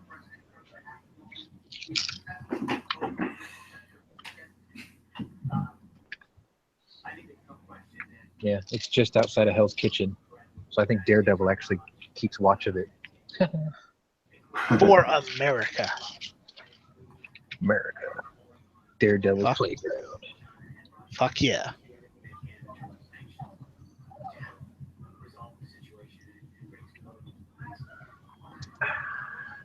Took my pill a little early. Fuck it.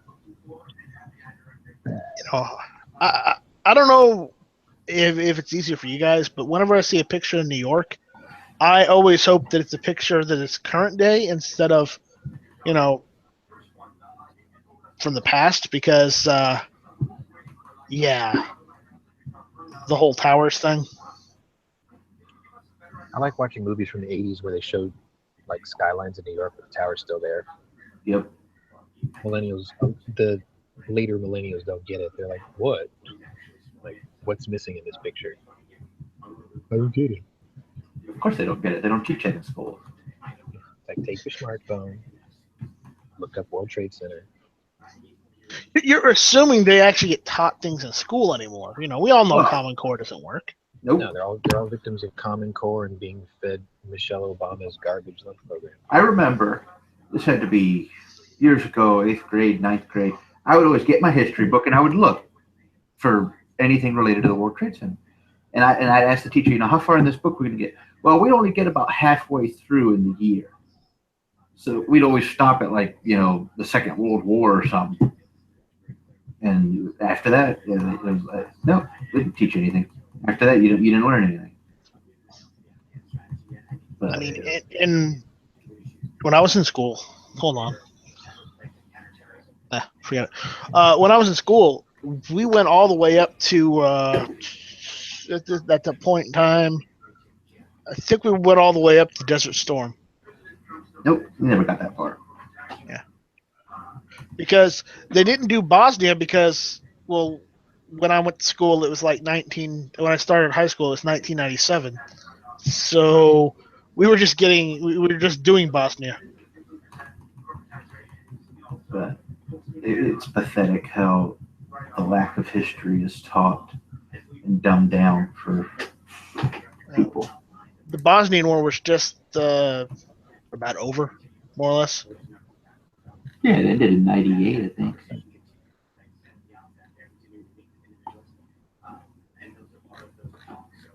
They don't teach the children things they should anymore.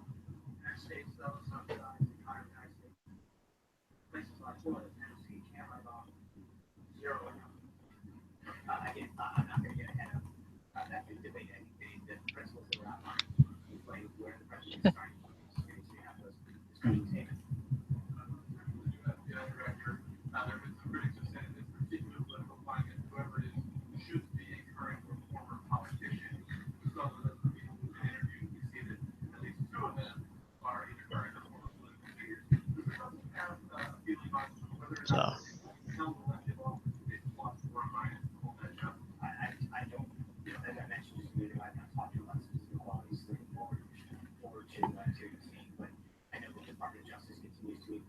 Maggie's picking up a PMR 30 today.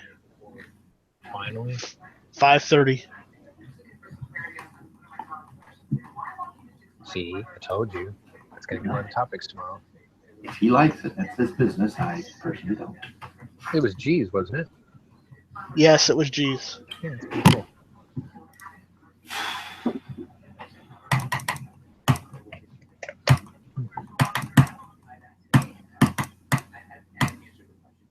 No, it's locked up. You know, I don't think you can change that. Gonna have to do a hard reset. Control Alt Delete.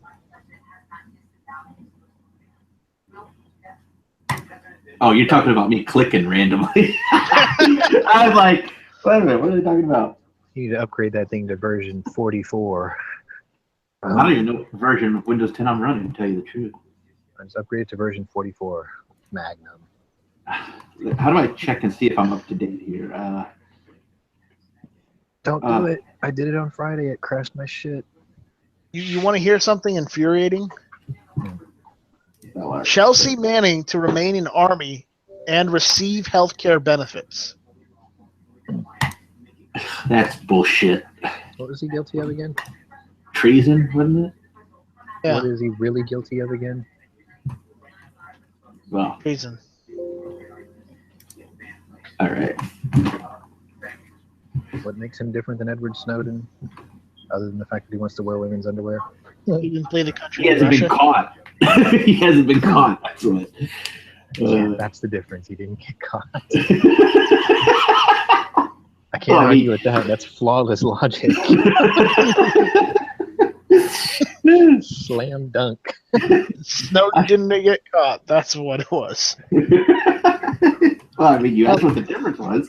Yeah. I love when questions answer themselves. Well, I mean, technically, it's not that he hasn't been caught; he hasn't been convicted of anything. Yeah. Oh, fuck. Can't argue with the logic there.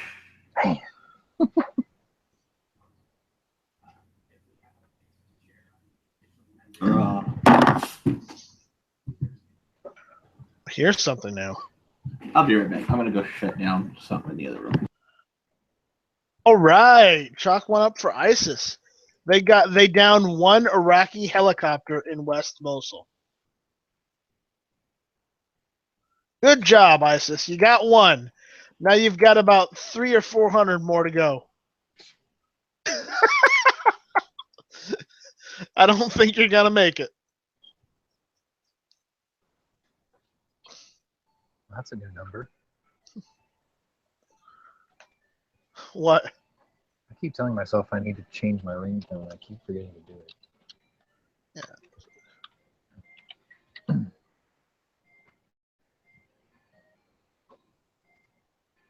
Oh, my computer went autistic again.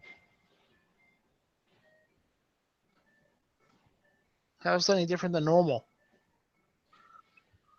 I don't know. Watch Pot Never Boils and all that. I just broke something. I don't know. Whatever I shut off 6 different computers.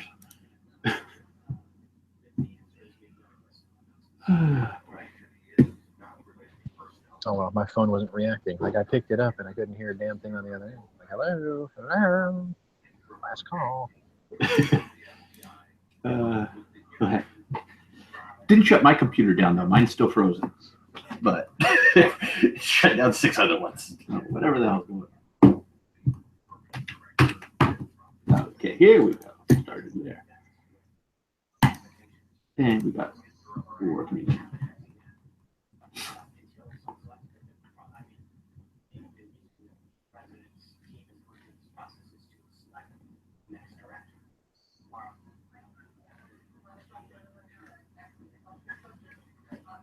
What? How can he remain active duty after his prison release? I don't understand that. I don't know either, but I'm just grossed out by it in general. So Okay, it's not that he's not being discharged. It's that because it's still under appeal, but he's going to be active duty but on unpaid leave. So I'm fine with that. Unpaid leave.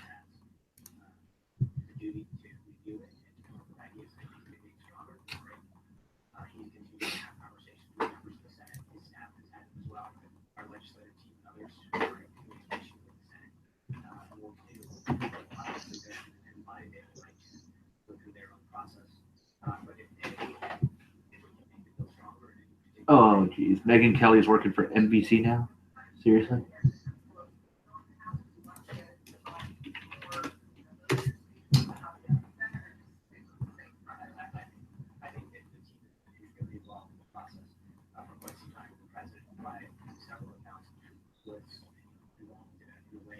Damn it! I did that whole thing muted, motherfucker. I guess they just made a PMSNBC just that much more legit with that acronym. This is true. They keep calling, but the phone ain't working. Be right back.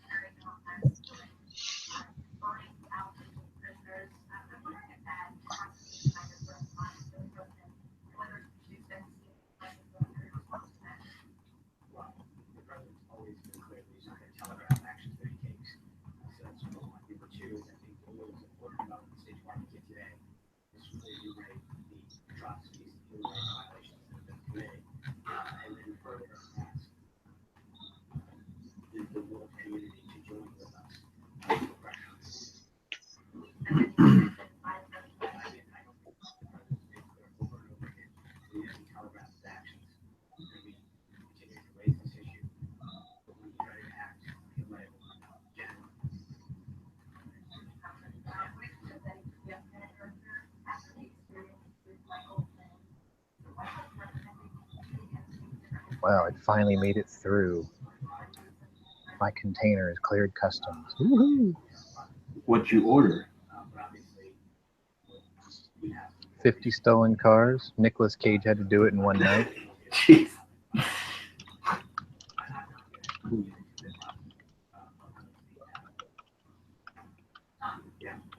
Let me see.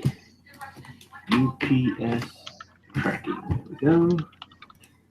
Track a package. Enter tracking number. I don't know if I have a tracking number, but we will see.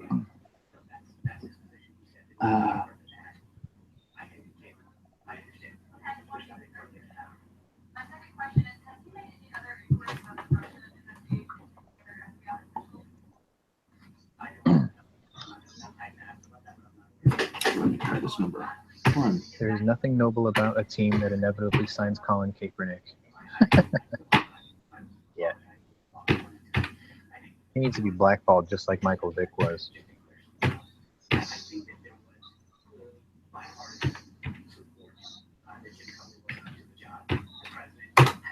Unless that's a pressure-sensitive keyboard, you can pound it as hard as you want, but it's not going to make it work.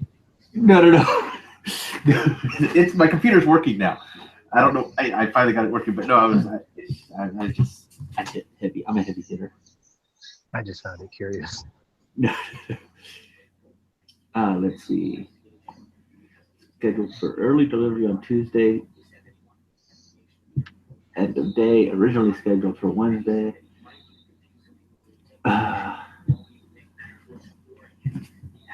Any chance it'll get here today? Let's see how long copying all this shit over to my backup hard drive is going to bog down the hosting machine.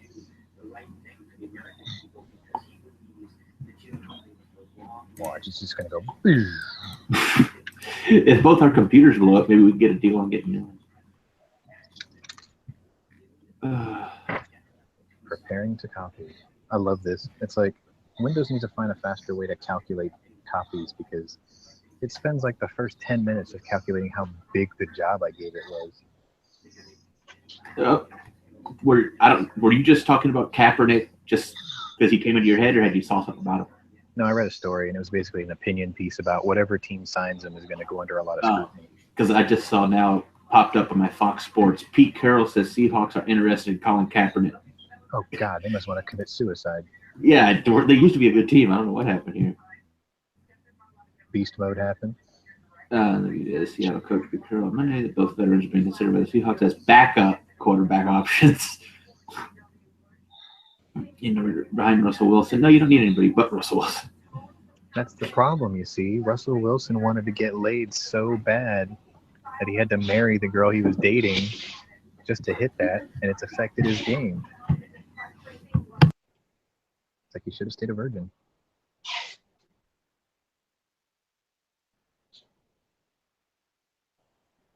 And that was Gunchannels dating for today. Yeah. He really did. I didn't know he got married, tell you the truth. Yeah. She's pregnant, Ciara. See, he didn't marry a like-minded woman. He married a girl that's been around a bit. Russell Wilson is short. Well, you don't have to be NBA size to play in the NFL. Well, he's only 5'11". I thought he was. Most QBs are like at least 6 foot. No, he ain't JJ Watt. What the hell did I just do? Huge. All the little, on your taskbar at the bottom, all the little icons, all of them just keep flashing. I don't know what I'm doing. They keep like disappearing and reappearing. Fuck, I gotta go out to my warehouse again. Eventually. I got 4 more machines to build today. Then I can chill. Build me one that doesn't freeze up and spaz out.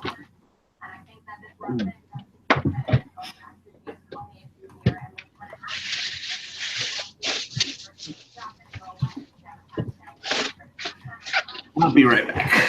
Mm-hmm.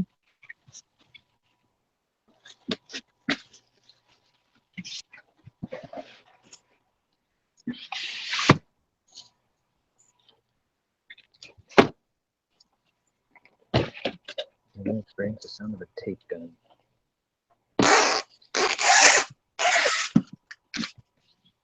I'll do it one more time for that one.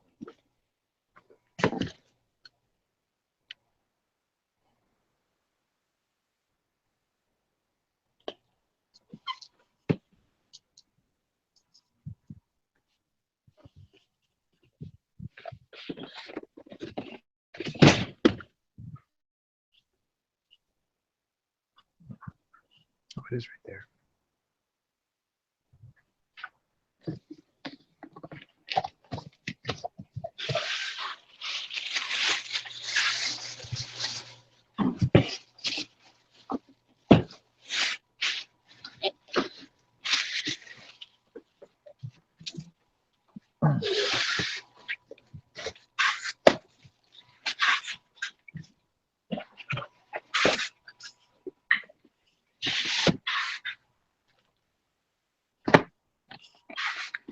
No cuchillo this morning. Kind of weird.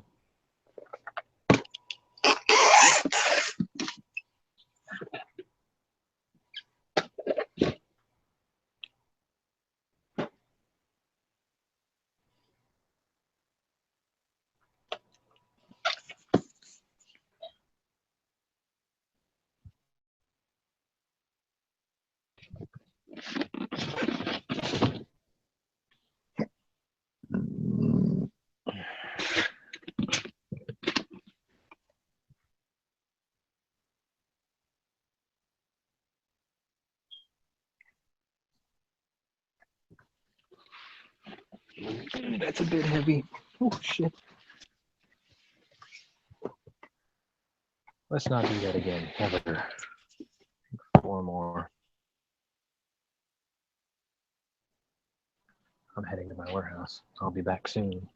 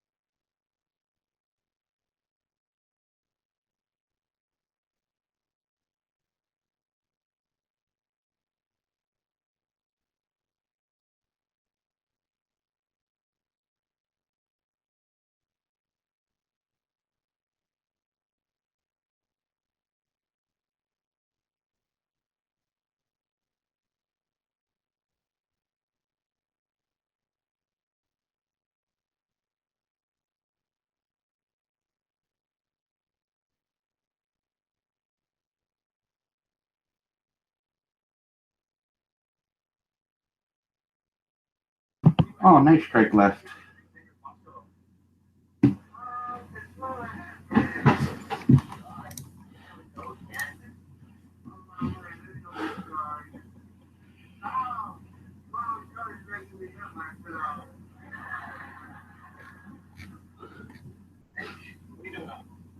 Your brother's talking to his sleeper yet. Okay, what about Some child just dream about redeeming himself. one child that was last week? Sports center. Yeah, they had my fix for tomorrow's games. Charlie, taking the point against Georgetown? No, One for him anyway. Why don't you stay married about a prenup? do something I don't. So far this year, Georgetown's covered the spread 8 times out of 10. Well, is that college basketball? That college basketball. How do you know all this stuff? I work for a sports book in Vegas. Then I opened my own little business in the back of the candle shop in Sherman. I just want to know those places stay in business. So does the IRS. So they nailed you for running a woman. No. They nailed me for any candle store that made $250,000 a year without selling one freaking candle. Okay, so no on Georgetown. Shit. What happened? That phone. Oh. What phone do you have? And drinking. Well, that's only because of me. It's all with you. And Ori. No, he doesn't have a wrong problem with that. He's just cheaper than he likes to go. Well, don't worry, you're sort of gambling past the arsenal. I'm starting to trust you. No question. Yeah. And never told me about your little softball film career. He's so simply fun. All the way through.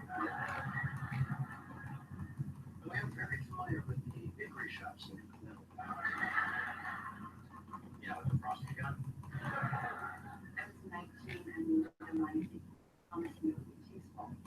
Very tasteful. Delicious. Yum yum. I think you're enjoying it. Oh, yeah, although I don't think you were well served with the screenplay. On screenplay, just a crazy little guy behind the camera saying, do this, do that. More prostate. It's kind of weird. In some way, you and I have more in common than you and my brother. All right, let's take something off the table right away. What's that? My hat. That's not what we're getting. Charlie inspired my parents and just a nice little valley soccer mom. Roll. Soccer mom. The kids are battling pothead. We played soccer when he was 10. We're too old. Like, In one season, shut up. When did I way past guys? guys like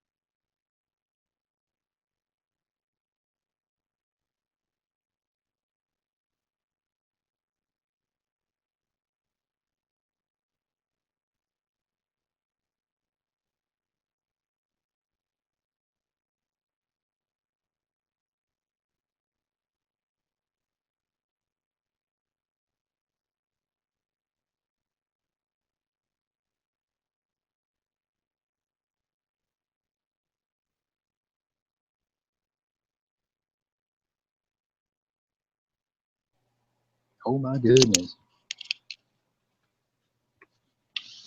What's been in me?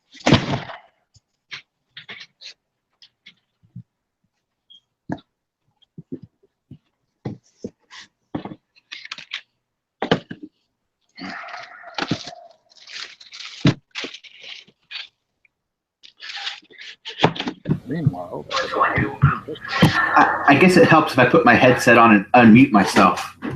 I was like, I see he's talking, but I'm not hearing anything. And I'm like, oh, there's my headset. You can tell I'm on the ball today.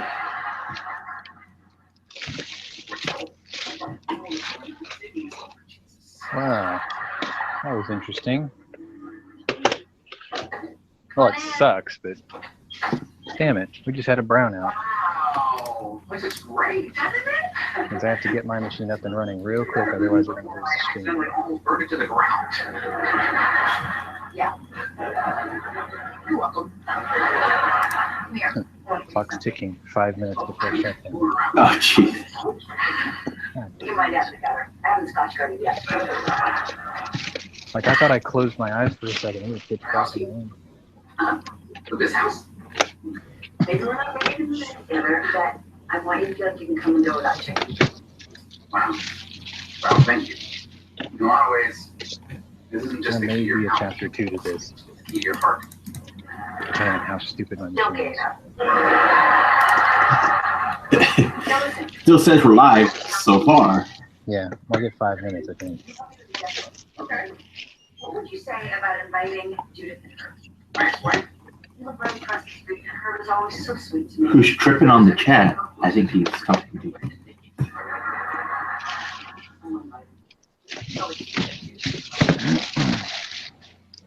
You know what? Let's invite them. Hey, Hyro. What about Bert? Oh, no, I don't think so. Why not? Oh, That's just because she doesn't like you. fine, Bert. There it is. Why would Charlie be here? Do you know offhand? I remember seeing it, but that Glock backplate that you have to like push down on it when you holster or something. The one with the little hook thing on the end of it? I don't know. I'll share a picture of it in the external chat. Gotta wait for my machine to come back up. I'm staring at a please wait sign forever.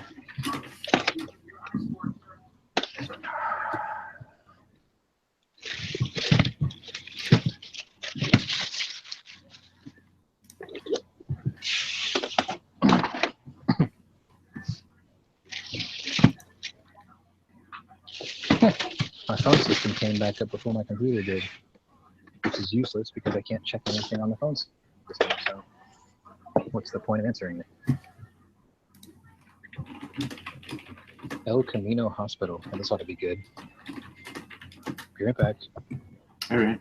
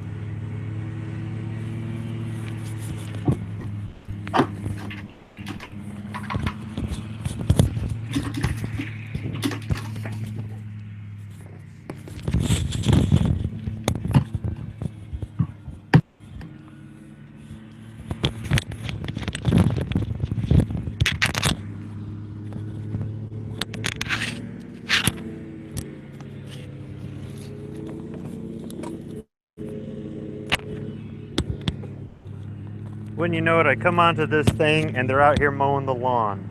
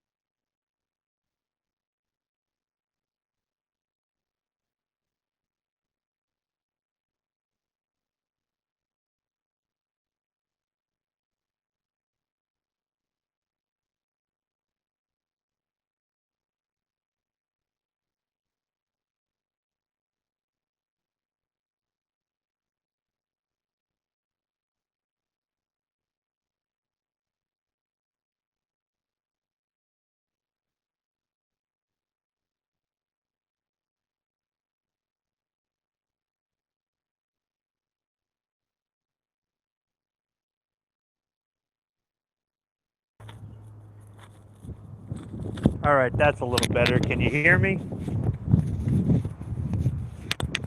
Yes, we can. All right, I had to mute it. I come outside of work and the landscaping crew's out here. I swear the guy was following